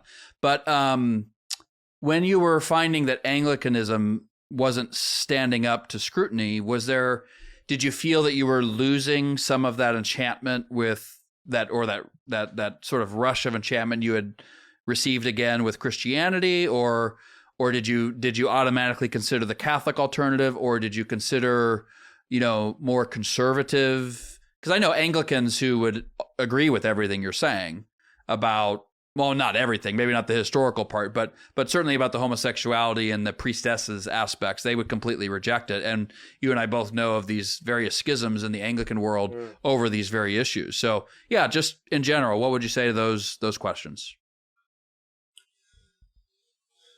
Well, I certainly felt very disheartened because I had come back to the Anglican Church after a number of years, and the thing was, when I attended the Anglican Church at boarding school, it never really felt like I was attending the Anglican Church. It was just part of the school schedule. So this was the first time that I had made a kind of very conscious adult decision to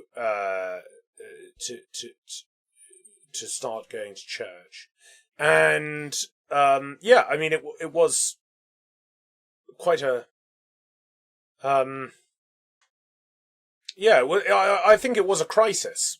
It was a spiritual crisis for me, actually. Okay. Running into this research of the roots of Anglicanism. Yeah, because I didn't know what else there was.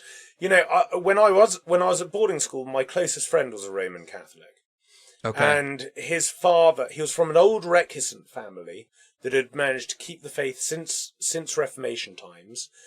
His father was a senior Knight of Malta. They had this incredible home in Shropshire, and we would go up there on weekends because he and I would go hunting together, and through the season. And I remember their home with this huge Jacobean fireplace with this beautiful oil portrait of the Blessed Virgin and this ivory crucifix, and I really I intuited that there was something. They had a kind of kinship with this land and with this people that was ancient, that Their family was tapping into something like deeply English, deep in the soul of the nation itself, that from which everyone else had been sundered, and that made a big impression on me. But I never thought to become Catholic because, I had grown up in a very anti-Catholic family. Okay. On both sides of my family, it's historically Catholic. The Morellos, it's a Mediterranean name. I have my great-grandfather's baptism certificate. He was baptized in the Catholic cathedral in St. Mary the Crowned in Gibraltar. On my mother's side, the name is Majerski, Polish. My great-grandfather was quite a well-known Catholic priest who apostatized and became a Lutheran pastor and devoted his life to writing long anti-Catholic tracts after that. So are those in English? Yeah. I have they one are here, actually. That'd be interesting to read some of those. Yeah. Wow. And he was certainly, I think he was a good man. He was a man of deep conscience, and he was a man who had been profoundly scandalized by the abuses and the decadence of the Catholic Church in Poland at that time in history. If his books are to be believed, there was a lot of extremely scandalous stuff going on among the clergy at that time in history. And that was your great-grandfather? Yeah. Did you ever meet him? No, but okay. I was close. I was very close to his son, my grandfather. Okay. Yeah. Okay. So on both sides of my family, both had chosen to leave the Catholic faith, and both had become very anti-Catholic. And so, even growing up as a child, Catholics were always referred to as left-footers in England, which is an expression that means people you simply can't trust. Okay, like left-handers, like the whole. No, have you heard? I mean, there's an ancient association of left-handed people with evil or something to be dodgy, right? Yeah, okay. Exactly. Yeah, right. Yeah, maybe there's something there. I don't really know where the expression comes from, but among the English, Catholics have for a long time been referred to as left-footers. Left-footers. Okay. So, it just never occurred to me that was really a serious option.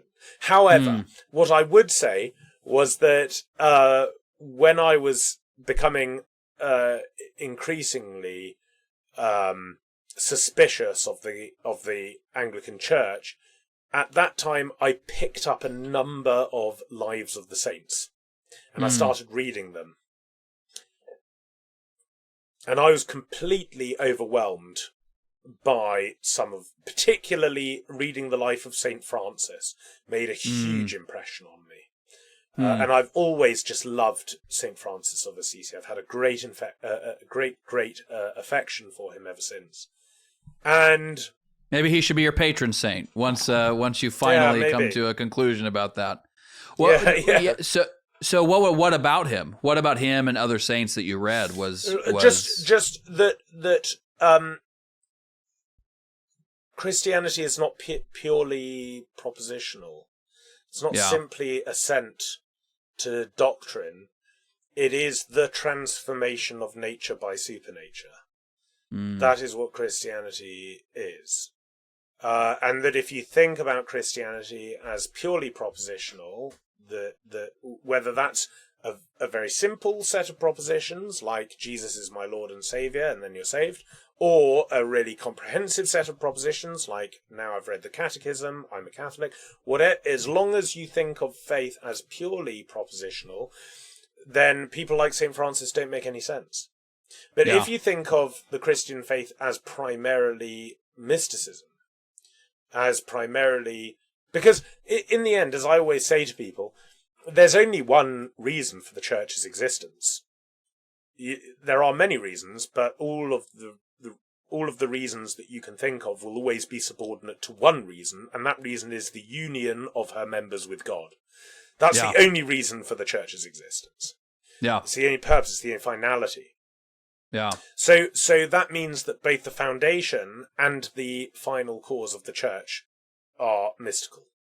Yeah. And so, and because the only Christianity I had ever really been taught was a kind of strange admixture of propositional Christianity, here's the Bible, this is what we believe, and a kind of weird latitudinarianism of, if you take it seriously enough, you'll probably be a good middle class, respectable Englishman. Yeah. That to come across someone like Saint Francis, where it's just this kind of foolish, sinful young man who's wants to party and wants to dress himself up as a knight and go off and fight people, and just his life is plagued by vanities, and then he just ends up basically becoming an icon of Christ, and it's just I remember just thinking, this is and also the way that creation is fully iconographic of the Creator for him, that it fully discloses the Creator. So it's not just that his nature is redeemed by grace, but everything in the natural world he touches gets redeemed by grace. The birds want to hear the gospel. The wolf wants to serve him. It's like. Yeah. In the middle of winter, he cries out to a tree, "Speak to me of God," and the whole thing blossoms in front of him. Yeah. It's like he is such a powerful vessel of God's grace in the world that everything around him starts undergoing the same transformation as he's undergoing. And I just thought, This is Christianity. Whatever this is Christianity. Like, this is whatever I thought was so amazing about the Gospel of St. John. This is it incarnate, embodied, lived in a historical person. Wow. And so I was so moved by St. Francis. I just think he's the most amazing saint, really. That's awesome. And I have not read his life. I know the outline of his life per what you said, but I want to read it now based on your description. But I love what you're saying for so many reasons. But one of the things that you're gesturing toward that I think we really, really need to recover, especially in the West, is I think there's this sort of, and this is where I think this will be a good transition to your trip to India. There's this sort of, I think it's largely fake and, fake, I think covers it. But this idea in the West that the East is mysterious, but not us, or that if you want to find mystery and mysticism, that's from the East and that's not really what we do. And that's just not true. I mean, if you look at the whole Western tradition, I mean, you're pointing to St. Francis. St. Thomas was a mystic. Many of the great, St. Bonaventure, a mystic, to say nothing of the church fathers, of course, who many, from the West. And so I remember being in a cathedral. Oh, I don't know I think it was the cathedral in Georgia, somewhere in Georgia. And I remember looking up on either side of the church, and on both sides, there were all these different saints. There were monks and priests and nuns and kings and princes and knights, and they're all walking toward the altar. And it was beautiful, and it was like a mosaic almost. And it was just, you don't, like most Western men, this could be a side topic, so I don't mean to get a sidetrack, but when they think of heroes, they're not thinking of, knights. And if they are, they're also not thinking of celibates who are right. Evangelizing the world, living this ascetic life, giving up everything, wife, children, family, and literally evangelizing the entire world. Most of the world was evangelized by celibates. And so there's just, with this loss of the mystical, we've really lost our Western heroes. Our Western Catholic heroes that built our civilization. And so anyway, that's just if you would want to say anything on that before we get to India, by all means. Well, I'm very sympathetic to people who think that mysticism is in the East and not in the West, because, we've largely lost our monastic tradition. Sure. The monastic tradition got overtaken first by the friars, and then by the clerical institutes, and our whole monastic tradition, which historically, at least for the first millennium, had a very privileged place in the history of the church. That has largely waned, and I actually had dinner with the abbot of Norcia a few days ago, and oh, wonderful! I just and there were a few of his brothers from the monastery there, and I just thought, Lord, give us 1,000 men like this. I mean, this is what the Western Church needs. It needs a huge revival of deep traditional Benedictine spirituality. Yeah. And we've lost that. And then we did something really, really stupid, which is that we just completely desecrated our liturgy. So if you want to have a sense that actually Christianity isn't purely propositional, I'm not saying it's not propositional, but it's not purely propositional. Sure. It's also mystical and transformatory. Then you're already moving towards a conception of the Christian as a liturgical creature, as a sacramental creature. Now, if that's your conception of Christianity, but you're simultaneously offering a mass that looks like the worst possible Anglican service that I can conceive of, right? Then you're completely on the back foot. And we've done that in the West. We've done that to ourselves. And so there's a huge amount of healing to be done now. Yeah. A huge amount. Well, and I typically tell people I'm not an ecclesial commentator in the sense of, we're about getting into the sources and what they say for us today. But no, we're going to talk about the liturgy a bit more, not in a liturgy war sort of way. Novus Ordo versus I don't want to do that. You weren't doing that, but I know that's what many people get into. Sure. But as somebody who came to the church through history, primarily, on the intellectual path at least, a lot of what you're saying is undeniable. And fecundity. There's so many things to talk about when we talk, but yes, the way the Mass is celebrated de facto, meaning regardless of the rules and regulations set down by Rome and even local bishop conferences, the way the Mass is celebrated de facto in many places, too many places, is exemplifies the catastrophe you just mentioned. And God is continuing to bring people. I was just talking with a former atheist friend of mine from college who became Christian, but now he and his wife both believe they must become Catholic. And so it's like God is still through nature, through supernature, through grace. And I know you completely agree, but there's still this mysterious drawing that especially in this time period. But I actually was very blessed and honored I consecrated my life to Our Lady at the Benedictine monastery in Norcia. So I know that monastery quite well. And it was in on January 1st, 2020.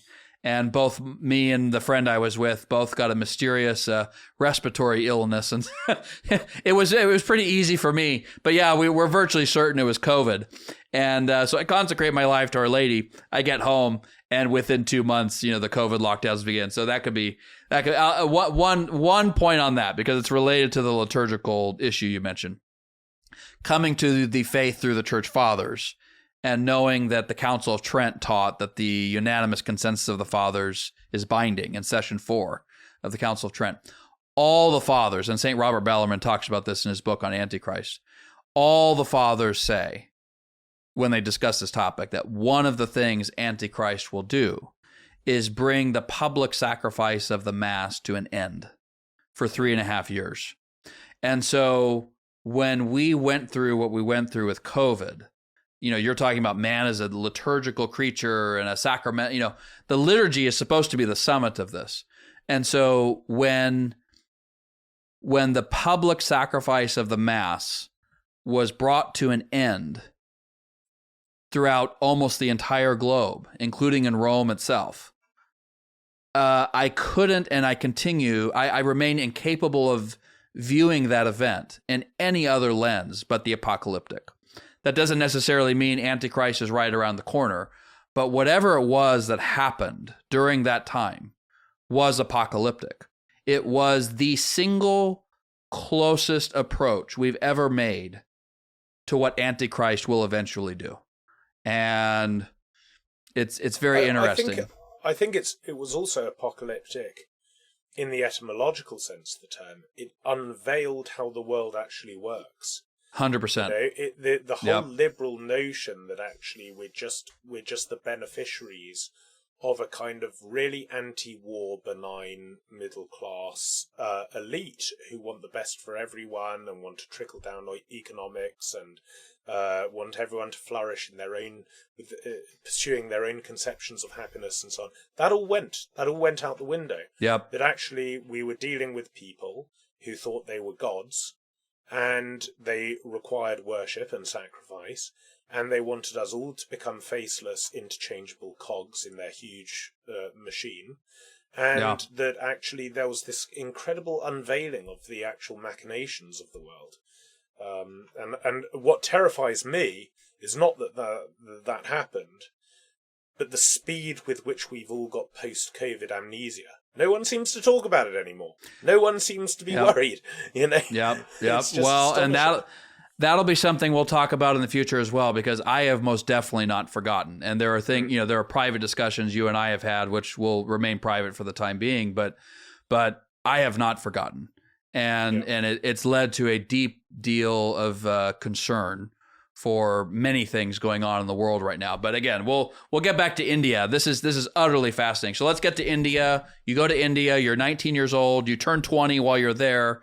So you're there for about a year, you said? Yeah, I was there for a year. I started off in Kathmandu in Nepal. I went up and lived with the Tamang tribe up on the Tibetan border for a while. Wow. How did you find this? Like, how does one go about finding the tribe in the Kathmandu region to live with? Well, when I arrived in Kathmandu, I volunteered to go and teach English to the children up there. Okay. There was a little company that would send me up there to do. Okay. It was quite. Were your parents helping with this? Were they helping fund? I know it sounded like your dad was okay. I had because I'd been doing all these odd jobs, but I hadn't really spent money on anything because I don't know. Didn't really know what to spend it on, I suppose. Okay. I mean, I was 17, 18 at that time. I'd meet my friends in the pub occasionally, but a pint of lager and a packet of crisps or whatever is not going to break the bank. So I don't know. I'd sort of saved up a bit of money and realised that actually I had just about enough money to keep me alive in India for a year. So that's what I went and did. Okay. Yeah. All right. So you're in India. How does it go about leading to ultimately your conversion? Yeah. Okay. I'll try and give you the really quick version. Okay. Sure. So I travelled around Nepal, visited various places, and I was there for about 4 months. And I visited Pokhara and went all around the Himalayas and spent a lot of time in Kathmandu, visited some of the surrounding towns. I just was travelling, meeting different people. Nepal is an extraordinary place.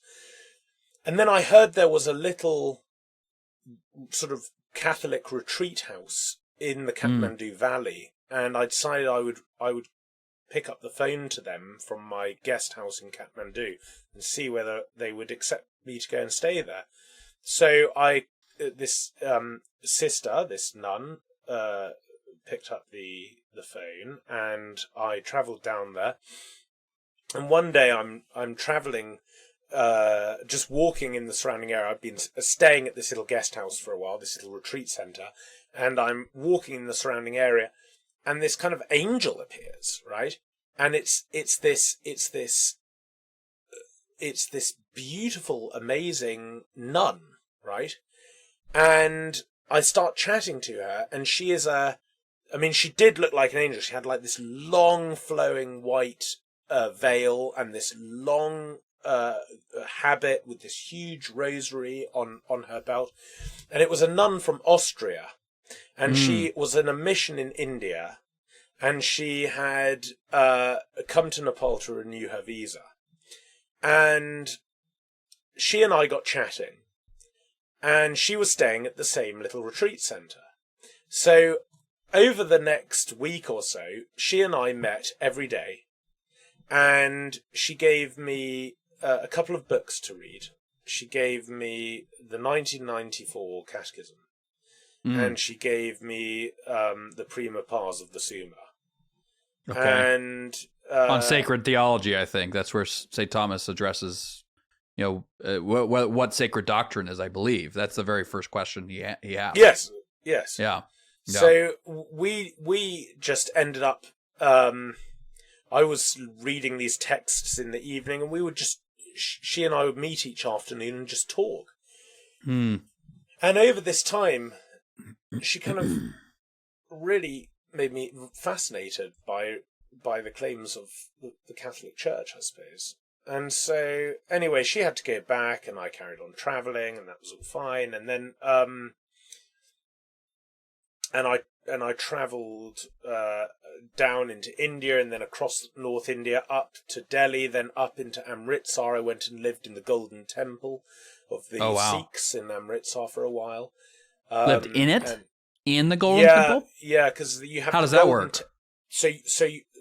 One of the kind of most important aspects of Sikh religion is the practice of hospitality. So, as a foreigner, if you arrive at the Golden Temple, they will often show you up to lodgings where you can stay for as long as you like. And while you're there, you'll sleep there, and they'll feed you every day, and they'll take you. Wow! Wow! I mean, the Sikh religion is this incredibly noble. It's incredibly noble. They are amazing people. Absolutely incredible. And they're monotheistic, I believe. They're monotheistic, and it's a very mystical religion. It's all about becoming pleasing to God, exercising certain virtues, becoming the sort of person who can unite himself to God, about studying these ancient texts that are collected in the Guru Granth Sahib. And it's about protecting a very specific way of life that's theocentric, which is why it has this great military dimension to it. It's all about that. It's all about being able to protect and defend a theocentric society, which is what Sikhism is. I mean, everything is about making God present in. Which is why they have the turban and the bangle and the dagger and the underclothing and all of the stuff that they wear are all symbols of the presence of God, because the whole of Sikhism is about making God socially present and then defending that to the death. What's a bangle? Oh, they wear like a thick metal band around their wrists. Okay. Which is a part of the devotion. Okay. There's in Sikhism you have something called the 5Ks, which are 5 things that you wear on your body, which are always meant to remind you of the presence of God, and that God is the purpose of your life, and every moment needs to be given to Him and offered to Him. And so, Sikhism. I'd even say, talking about natural religion earlier, I genuinely think that Sikhism is perhaps one of the purest expressions of natural religion on earth. I really think that. Yes, I stayed. So you've there. spoken with the nun. You're staying at the Golden Temple. And what's next? And then I travelled through the desert. I travelled through Rajasthan. I actually messed that up in a big way, because I purchased a camel in the north of India so that I could travel across the desert. And I had a little bit of experience with camels before, because when I was 17, a bit of the story I missed out that was when I was 17, I had spent some time in Kenya, and I had travelled down the Sudanese border by camel, and so I did know how to ride a camel more or less. But so I bought this camel in North Rajasthan, but I misjudged how long it would take me to cross the desert, and I ran out of water 4 days in. And, did you have a guide? Yeah, he was a little boy. I think he was about 12, and I think he must have abandoned me, because that's the last I remember. And then I kind of woke up in somebody's house covered in blisters. Whoa! With all my money gone. So I was. Oh my gosh! And I had no idea about that part. Oh my gosh! So wait, you blacked out? Yeah, I just ran out of water, and in fact, I've never really fully recovered from that. My body temperature got completely knocked out, and now if it's like a little bit cold, I'm absolutely freezing. If it's a little bit hot, I just pour with sweat. Wow. So my body can't regulate my temperature properly now because I had such bad sunstroke then. I mean, I shouldn't have died really. It was just bonkers what happened. So, but you're 19. You think you're just invincible. You'll live forever. Sure. Sure. I mean, I look back now. Now I'm in my mid-30s with 4 children, and I look back at some of the stuff I did in Africa and India as a teenager and think, I mean, I just can't believe I was that much of an idiot. That's, What's the name of this desert? Because I think most people think of India as mostly rainforests and whatnot, but there's actually, I forget the name of it, but there's a massive desert in the Rajasthan. North. Rajasthan. Okay. So, Rajasthan. It's a massive desert. Yeah. It's a massive desert. And I have to say, prior to it all going pear-shaped when I ran out of water, I mean, being out in the desert and just sleeping out on the dunes with these sand dunes just illumined by the full moon and everything just silver, silver going on forever. It was just, it was just incredible. And it's the closest thing you get to a sense of, the Holy Family's journey into Egypt or whatever. Yeah. It's pretty extraordinary. Wow. And that desert culture is incredible. The hospitality people show, the way they look after one another, because if you don't have a culture of looking after each other in the desert, everyone dies, right? Everyone dies, yeah. So hospitality is a massive aspect of desert culture. And I really remember that. It was beautiful. Wow. So you had 4 days of water. Yeah. And then anyway, I recovered eventually. And then I traveled really quick, how many days of water do you think you would have needed to get across the desert? I don't know. Okay. I woke up in this house. I think whoever stole my money must have given this guy quite a lot of money, because he nursed me for the next week, fed me, brought me food, water, and I looking back, I just think, if you're going to take all my money but also save my life, that's probably a fair deal. It's a little Good Samaritan like in that regard. Exactly. Yeah. So, okay. Wow. And was this guy a Sikh, the guy who was nursing you back to health? No, I think he must have been a Hindu, kind of Rajasthani tribesman. Okay. Okay. So that was kind of mad. And then I went down to Goa, and I visited all the areas of the great Portuguese missions in that area. And Goa's an amazing place because of this extraordinary fusion of subcontinental and European traditions and history. Yeah. And then I travelled down to Kerala. I stayed at a Cistercian monastery there. Okay. And then I travelled to Tamil Nadu, and I stayed for quite a long time at Shantivanam, which is the ashram founded, or not founded, but it was run for a long time by Bede Griffiths.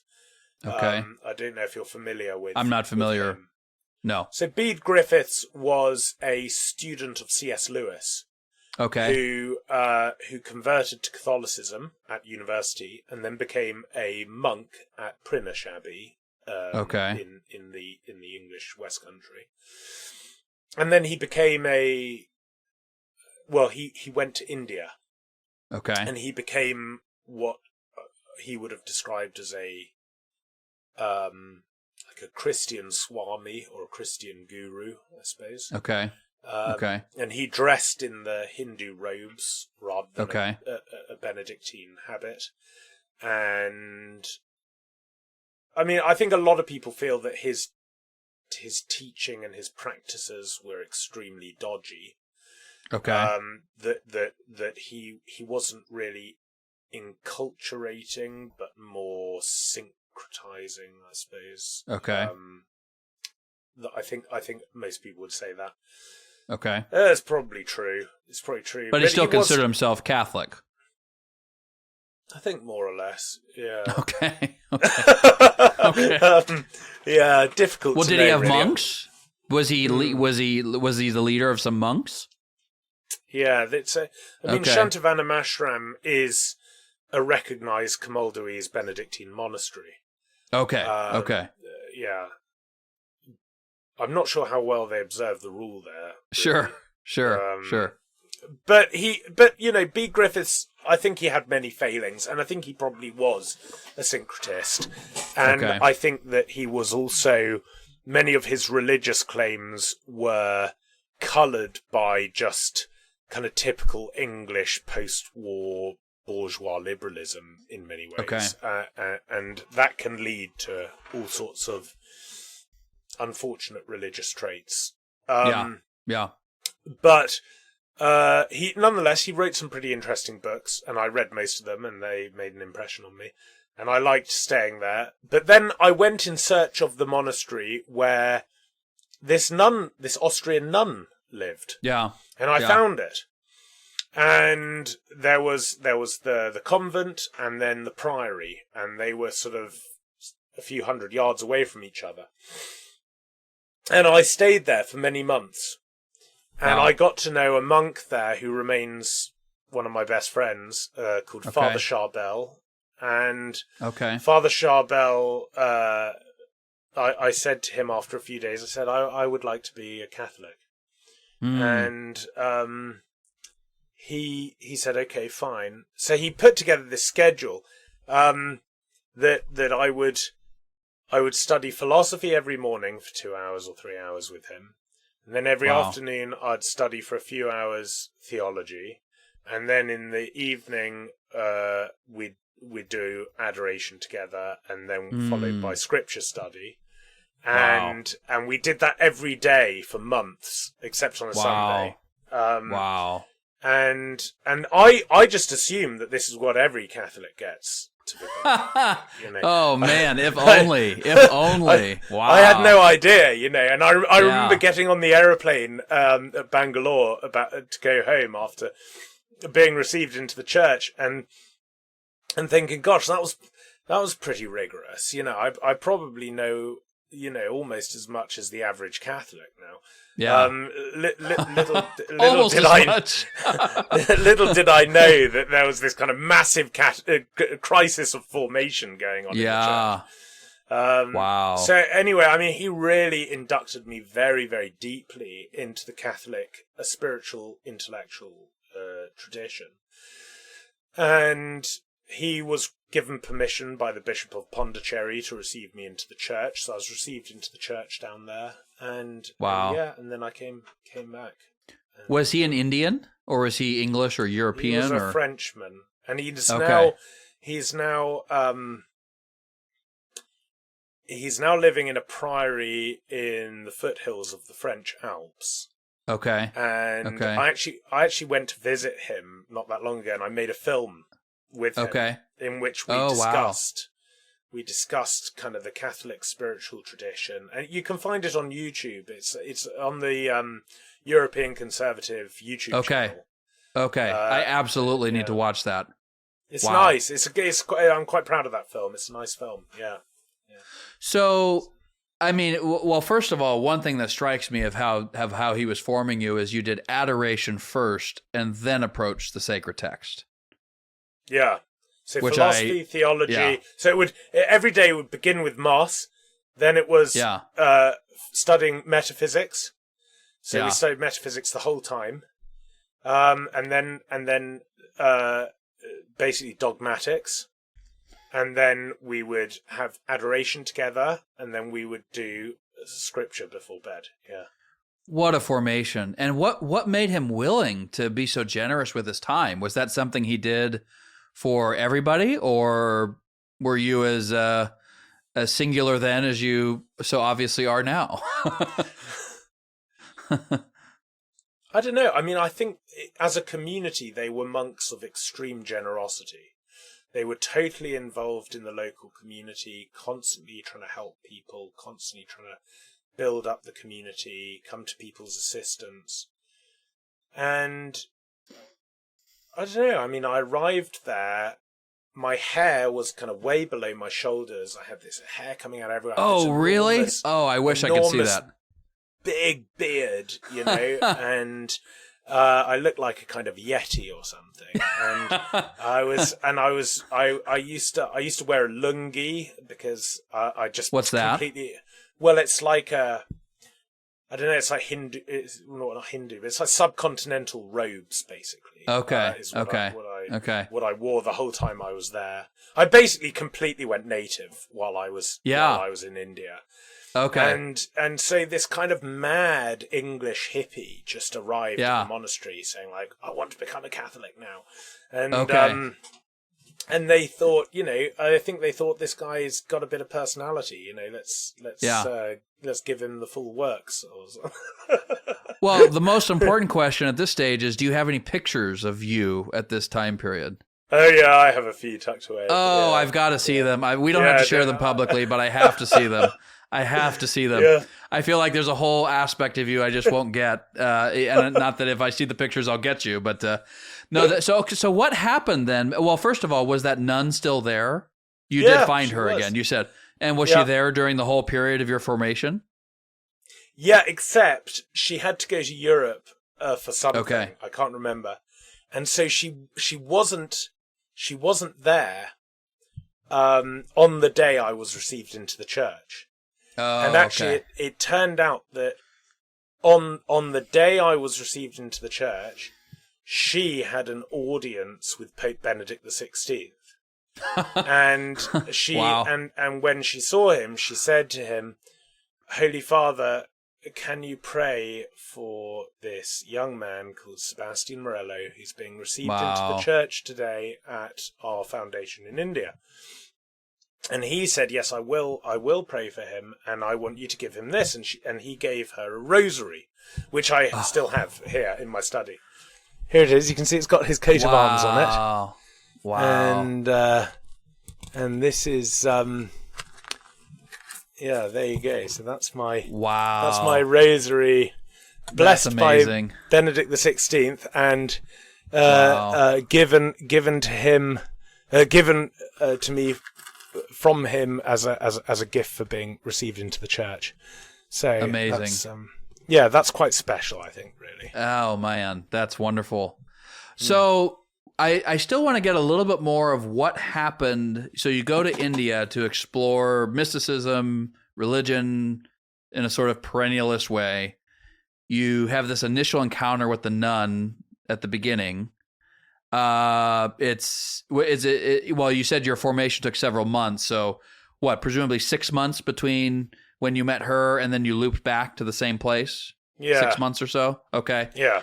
So what happened? You told Father Charbel, right? That was his name? Yeah. You told him that you wanted to become Catholic. So what happened in those 6 months that catalyzed that decision? Yeah. I think I had become convinced that I suppose two things. I had become convinced that the Anglican Church was not the church that Christ had founded. Yeah. But I also became convinced that Christianity was true. Mm.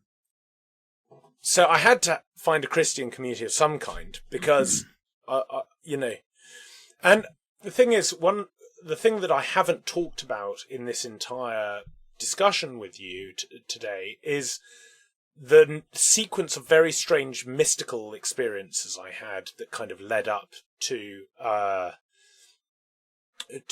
of that. So going back, but just before I left for India, I had been sitting in an Anglican church thinking about things, and I had a very, very powerful encounter with the fatherhood of God. Very powerful. And that had been very transformative for me. And much of what I did in India was animated by that initial experience. And in fact, I remember writing in my journal when I arrived in Nepal that as Christ, in Mark's Gospel, it says that not that Jesus went out into the desert, but that Jesus had been driven out or like shoved into the desert by the Holy Ghost. And that's really how I felt. I felt like I had no idea what had come over me that caused me to end up in the Himalayas at 19 years old, wandering about. I just don't know. It was like I'd been possessed by the Spirit and pushed out into Asia. And now I realise that, of course, I think God wanted me to discover his church, not in its kind of Occidental, decadent, waning condition, but as this kind of fresh missionary gospel that was still bringing people in. And when I went out to India, I only took one book with me, and that was the Bible. And so the whole time I had been travelling, I had just been reading passages from the Bible all the time, every morning, every evening. And at that time, my longing to know God and to be close to God was so great that, I often when I was up in the Himalayas, or when I was out in the desert, or when I was in the mountains of Kerala, very frequently I would just fall prostrate on my face, and I would just stay in that position all night, just praying all night, constantly. Nothing sophisticated, just asking him to come and illumine and enlighten and enter my heart and redeem me and find me and don't leave me lost and bring me close to him and never abandon me. And I would just, very simple childlike prayers, but I would just, sometimes I'd call out to him all night. And I think by the time I had got to Tamil Nadu, I had become one very strange thing that happened to me, which I will tell you. And this is really a very weird thing. And actually, I've never talked about this publicly. I've only ever talked about this with some friends. So you make of it what you will. Eternal Christendom podcast. Yeah. Well, just because it's sort of it is a bit strange. But sure. When I was... Nothing up to this point has been strange, Sebastian, so don't worry. Okay, good. All right. So when I was in Dharamsala, where I had enrolled as a student of the Dalai Lama up there. That's another bit of the story I missed. But anyway, so I had been to... The Dalai Lama. You knew it, you met him, and... Well, I went to his lectures and things. Okay, wow. Up at Dharamsala. Okay. And I lived there for quite a long time. And I was really immersing myself in practical Hinduism at that time. So I was doing a huge amount of yoga and a huge amount of meditation. And I was living with a yoga teacher there, an Indian. And so I was kind of going to these, which I know it's a strange combination, but in India is all about strange combinations. So sure. I was for many hours of the day, I was off attending these lectures by the Dalai Lama, and then I was also studying with this yoga instructor or this yoga teacher who had a very Vedantic kind of conception of yoga as a path of enlightenment. So we're doing hours of yoga every day. And there were other people from Europe who were staying there and on a similar path, I suppose, to me. And I remember chatting to this guy about... I suppose the wonderful thing about India is everyone's got this kind of great spiritual hunger. They've got that's why they're there. They've fled Europe because they feel like Europe is a spiritual wasteland, and in many ways they're not wrong. And they go to India in search of satiating their natural religious longings. Yeah. And so everyone's just talking about God all the time. It might not be in the same way that you and I are talking about God, but they're just talking about this religious hunger that they have all the time. And I've been having this conversation with this Englishman, about why I was there and what the path of yoga is all about and what the Dalai Lama had said that day. And we were talking, and he retired to his room, and I was sitting on this balcony looking out over this amazing Indian panorama, sipping some tea, some sweet tea. And suddenly it wasn't like a vision, but this, I really find it very hard to explain, but it was like I saw St. Peter. Okay? I saw St. Peter holding the keys. And I knew nothing about, by the way, the Catholic tradition or teaching of apostolic succession, anything like that. I knew nothing about it. No one had ever told me anything about this or anything. And I saw St. Peter, and then I just saw this line of popes coming down from St. Peter. Like it was, the whole thing was suspended over the view, the landscape. Wow. Yeah. And I was absolutely gobsmacked. I mean, I couldn't believe what had just, it was like a weird private revelation. Yeah. And a number of strange things like that happened during my great search, I suppose. And you know, even when I was at the monastery in Tamil Nadu months later, and I had said that I wanted to become a Catholic, even then, I don't know if I had said it to anyone, but the jury was still out as to whether I was really going to do it. I was never totally sure whether I was really going to be received into the church. I was going under all this training, and I still had lots of reservations, and things were told to me about what the church teaches, and some things that I thought, you know, is that true? And I was struggling with them. And then one evening in adoration, I remember looking at the monstrance and looking at the Eucharist, and this love radiated out of the monstrance so powerfully that it nearly physically knocked me over. And I remember kind of leaning back, and it was like just this incredible benignity was just flooding over me, and I like my heart was pounding and tears were just running down my face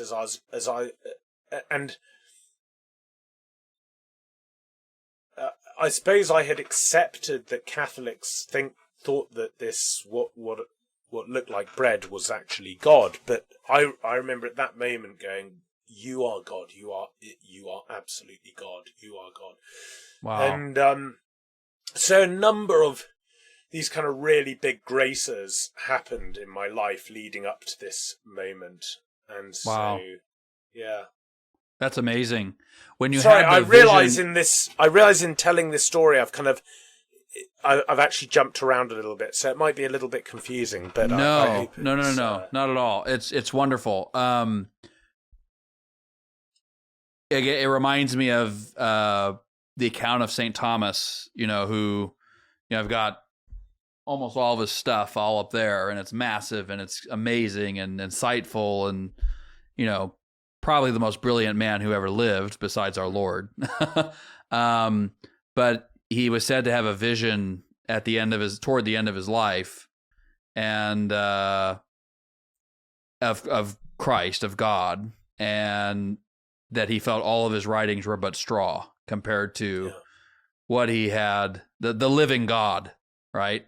And I think Blaise Pascal had a similar experience. I'm forgetting the details of it, but he carried something in his coat his whole life about the living God, and it's interesting because I was doing another interview with a theology professor recently, a convert, and we were talking about the tripartite subordination of original justice. So in the sense, you know, the mind is submitted to God, the lower passions to the mind, and the body to the soul. and that this was a preternatural gift that God had given our first parents. And but that the mind, when you're talking, it's even clearer that the mind being submitted to God is far more than, as you've said, this sort of just imbibing of propositions. It's this actual, I mean, to use a kind of banal word, because I think it's overused in a lot of, post-Christian Christian culture, a relationship. It's like it's a union with God.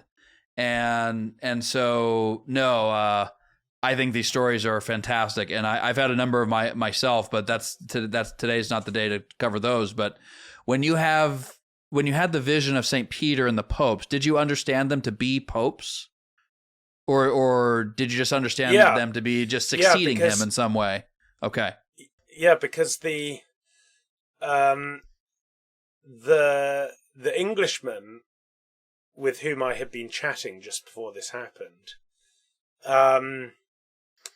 was a lapsed Catholic, and so the next day I talked to him about this.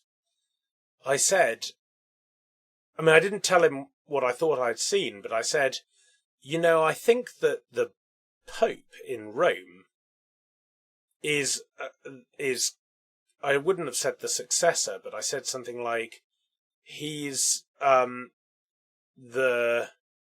direct spiritual descendant of St. Peter. Yeah. And he said, what makes you say that?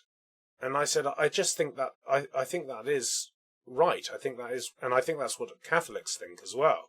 And he said, well, I was raised Catholic. I never heard that.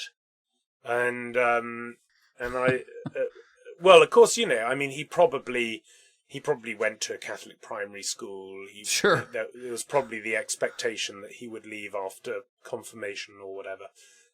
Sure. So I think he's probably correct that he hadn't really been told any of this stuff. Oh, I believe it. It's just one of these the latest example of the things Catholics aren't told so often. Sure. It's a tragedy. I remember saying to him, "Well, look, I don't know why I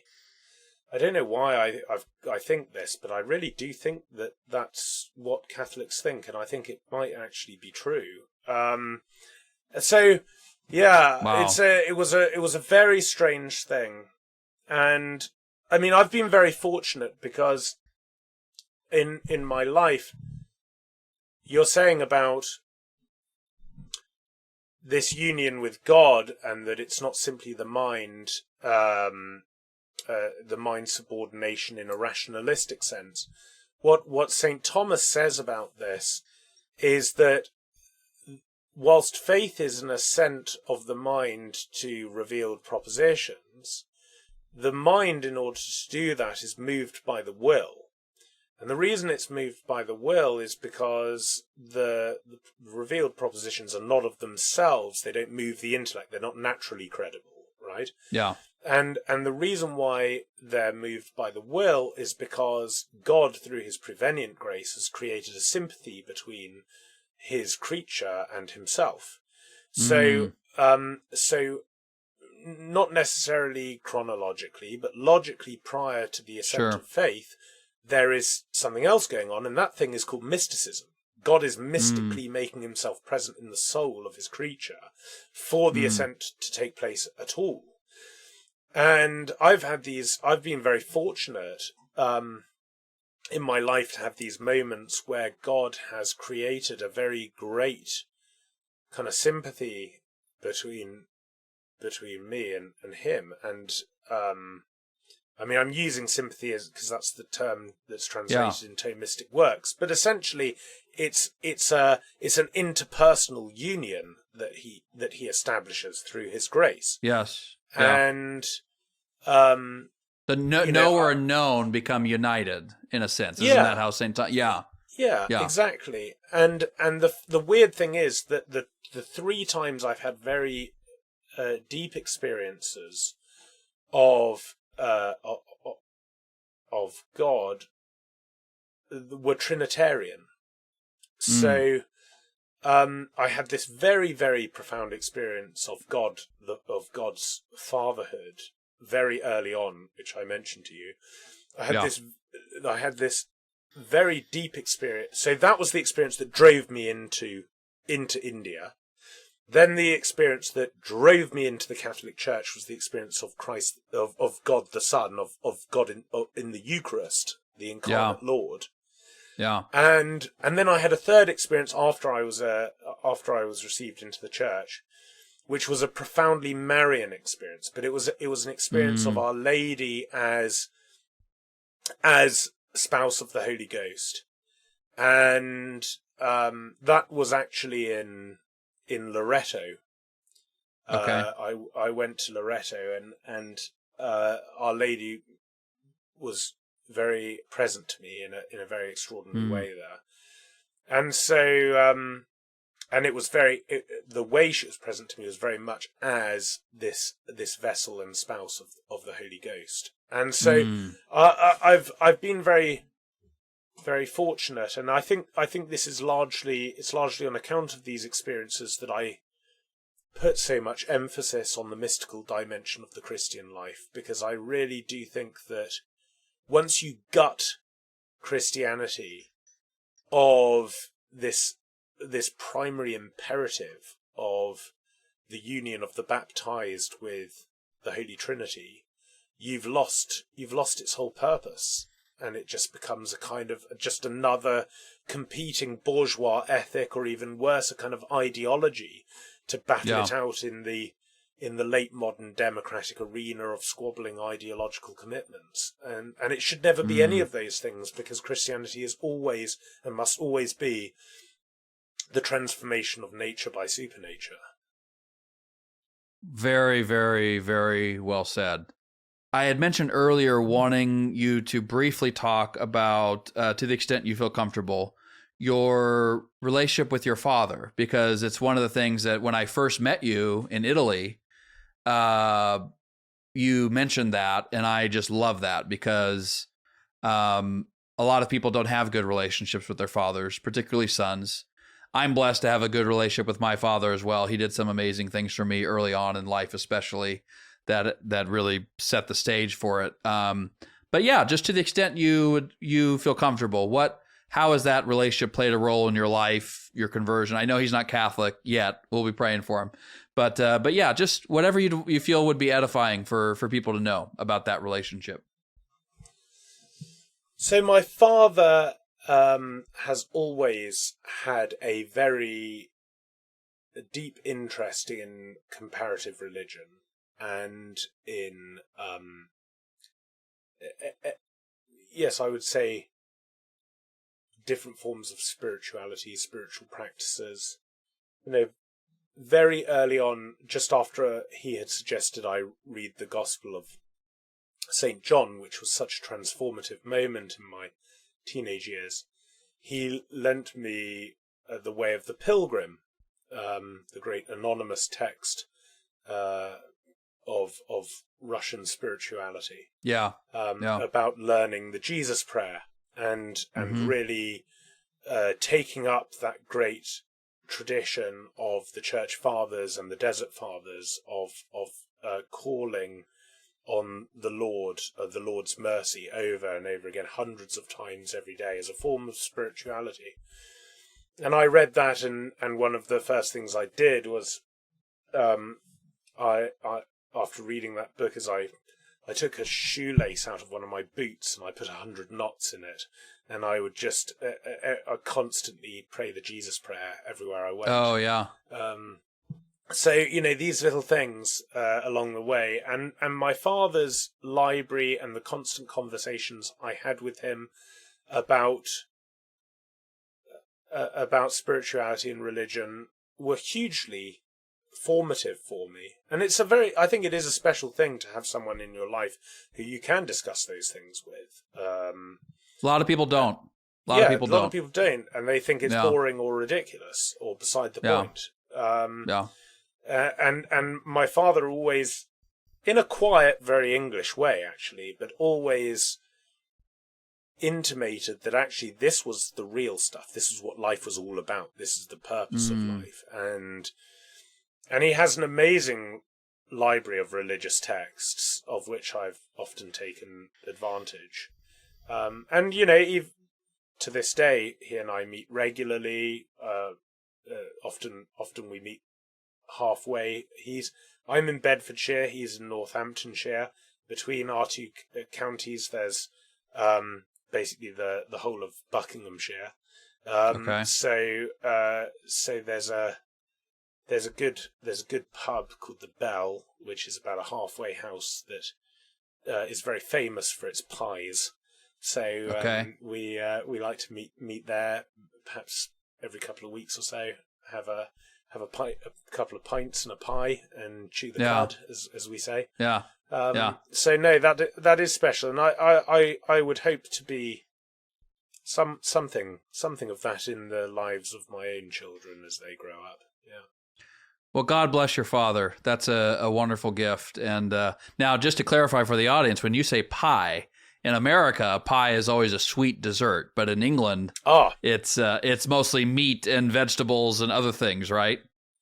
Yeah, well, we do have both types in England, but yeah, I mean, I'm talking about, yeah. I mean, I my favourite is a steak and Stilton pie.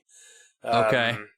So that's something special. What's Stilton?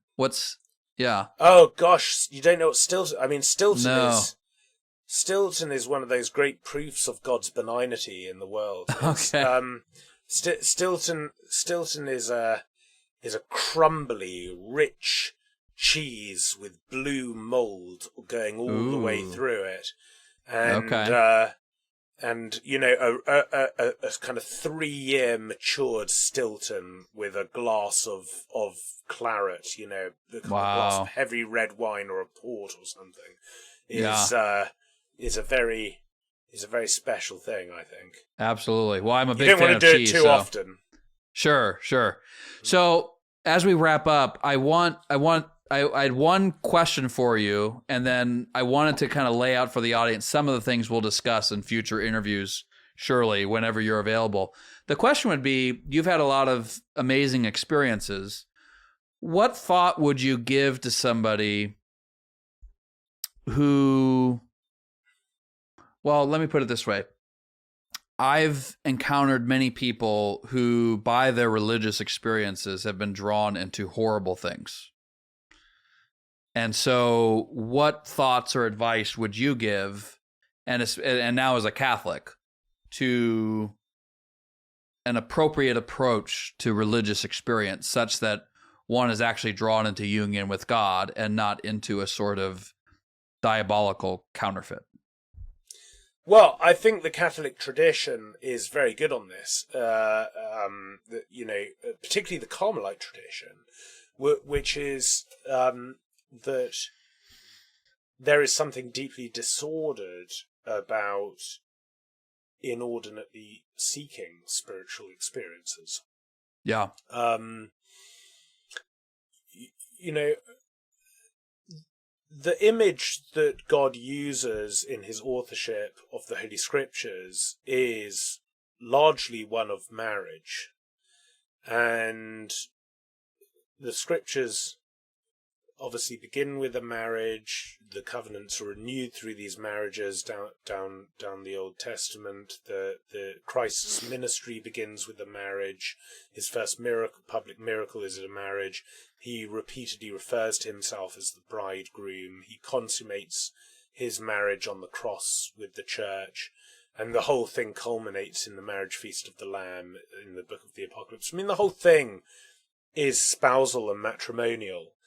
And I use the marriage metaphor a lot when I think about the spiritual life, because I think God is having a love affair with us. I think that's what this is all about, you know. And anyone who's married knows that in the early days of courtship and so on, and in the early days of marriage, you know, there's great passion and excitement, and that's all wonderful.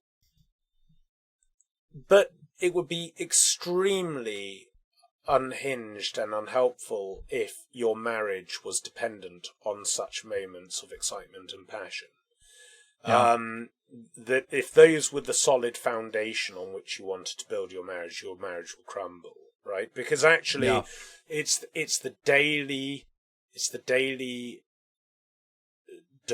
devotedness and fidelity and small acts of love and constantly making that little effort when you don't want to, and all of these things that actually make a marriage beautiful over the years. And there's something very similar, I think, in the spiritual life that actually, and I never really, I'm very grateful for these profound moments of intimacy with God that I've experienced in the past, but I never long for them or want to return to that. I kind of think that it's beautiful that God gave me those experiences at times when I desperately needed them in order to follow him and follow him into the fullness of the truth.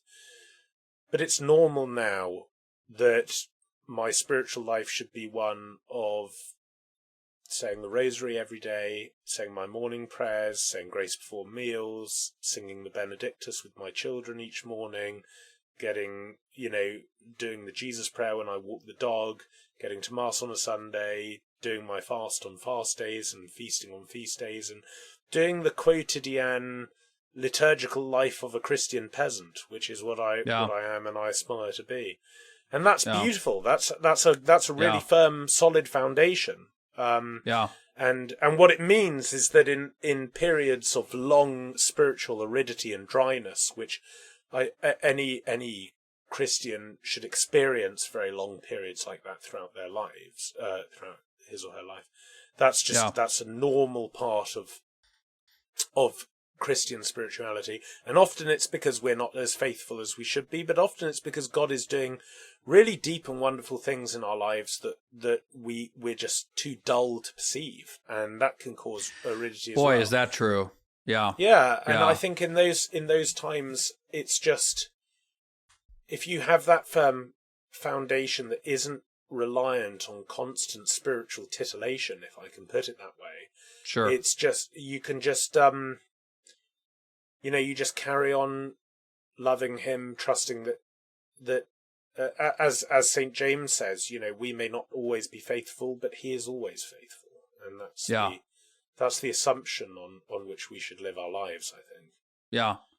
Well, and this would certainly be a topic for another time in full, but I also think, the whole modernist heresy of identifying the substance of religion with a sort of sentiment within the person. You very accurately said earlier that true religion, supernatural religion, comes from outside of us, right? Whereas the modernist heresy tends to, speak of it in terms of it bubbling up within us.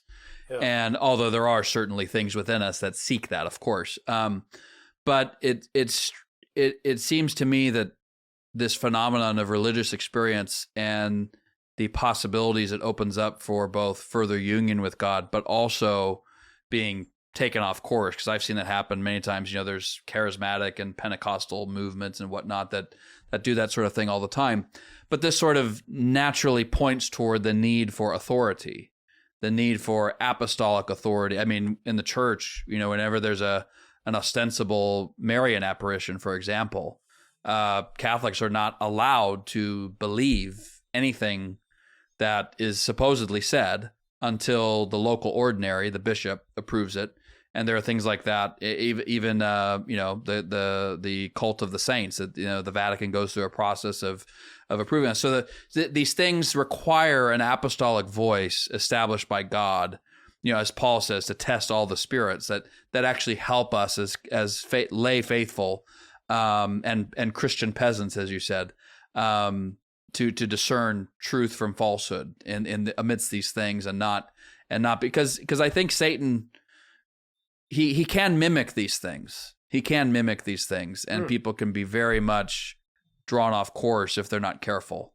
Obviously, that didn't happen with you, No, and actually, I think that there's an analogue of this in the life of the church as you're describing. It's not just this is something you have to be vigilant about in your own spiritual life as a baptized person. But there's something else going on in the life of the church where, over time, we've privileged private revelations and all sorts of things, and so you get your Divine Mercy Catholics and your Divine Will Catholics and your Fatima Catholics and your this. But actually, I'm not doubting the truth of some or many of those things. Yeah. But everything necessary for salvation has been given to us in public revelation. Yeah. And as you know, I meet some people who I sort of think if it were revealed that, I don't know, the diary of Sister Faustina was actually, totally phony or whatever, their entire religion would collapse around their ears. Yeah. Because it's they've constructed their entire understanding of our ancient faith around this one kind of actually very recent devotion. I mean, I'm not picking on the Divine Mercy, but it's just one example of I've this seen it kind with of others. thing. Yeah, exactly. Yeah, I've seen it with others. It's a common thing, and we can't become a church of just incrementally adopting every new spiritual fad. That's not what the ancient apostolic faith is. So. Yeah, couldn't have said it better. All right, so let's close up. You and I, in future discussions, God willing, will I want to hear what you're passionate about, and you can maybe just tell the audience the things that, obviously, mysticism. I think one of the things you briefly have referenced is your love of nature and ecology.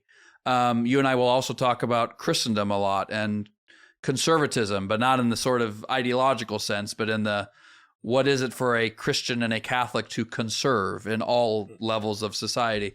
But could you mention just briefly, in closing, the ecological side of things? Like, because you're a sportsman, I don't know all the terms. I admit, I grew up in a suburb and I have some of the virtues and very many of the vices of that. So what to tell this very quickly, this ecological side that you have that you're very passionate about.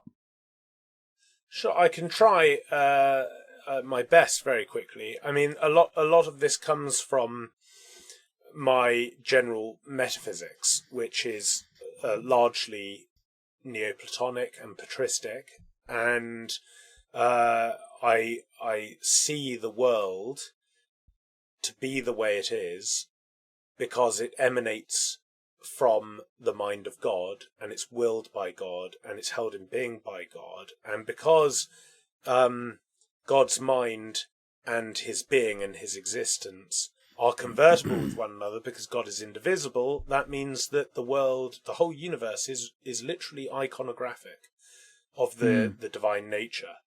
And so, when you go out into the world and you look around it, this is divine communication. This is God telling you about himself. The fathers of the church talked about the first book of Revelation. The first book of Revelation is nature. It's the primordial revelation, and we have to treat it as such. When you go out into the world, you are trespassing on something sacred, and you have to walk with caution. And I think that it's a huge shame the way that the questions of ecology and conservationism have become hijacked by ideological progressives, because actually they're the domain of people who take questions of Christian stewardship very seriously. And I do, and I think that if we mar the world and we cover it with concrete and we cut down all the trees and we desecrate the forests and we pollute the rivers and the seas and we wipe out precious species, all of which have been brought into being because God loves them and God wants to use them to convey his love to us, and he wants to share his beauty and his goodness with his created order, and that's why all of that is there. That actually, by treating his creation in this way and by being poor stewards, we sin against him. And one of the reasons why I hunt, and I'm a great supporter of hunting, is also for spiritual reasons. I really do think that if you're going to eat animals, you have to have some sense that you are implicated in the suffering of these creatures, and you have to work hard to mitigate the suffering of those creatures. You have to be a good sportsman who can make a clean kill, and because you are, we're the only predators on Earth who can form a moral relation with our own prey, and that's part of our dignity. And it means that when you are in the act of hunting an animal, you can also treat it as an emanation of God, who's precious in his eyes and loved by him, and when you approach your fallen quarry, that you treat it with huge respect, and you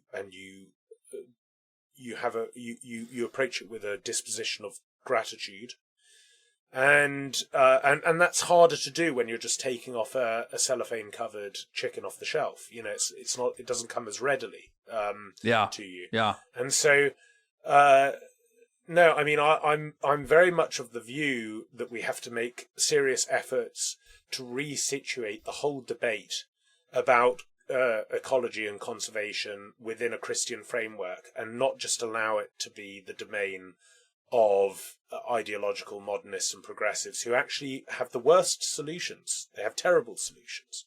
So I don't know if that's that's fantastic. Here. You know so much more about it than me, and I think it would behoove all of us to learn more about it. And your engagement with it has made me want to learn more about it as I'm able. So, no, Sebastian, Dr. Morello, this has been a feast, and I know you were worried it may be too long for everybody. I don't think it will be. I think people will love it, and we'll provide all those chapters in YouTube so they can skip around. But so I typically end each episode, including interviews, with an anthem verse that I've had since college, and so I just say it, and that's kind of the end of the episode. And so we'll say that now. It's the anthem verses, Psalm 73 verses 25 through 26. Who have I in heaven but you? And on earth I desire nothing besides you. My flesh and my heart may fail, but the Lord is the strength of my heart and my portion forever.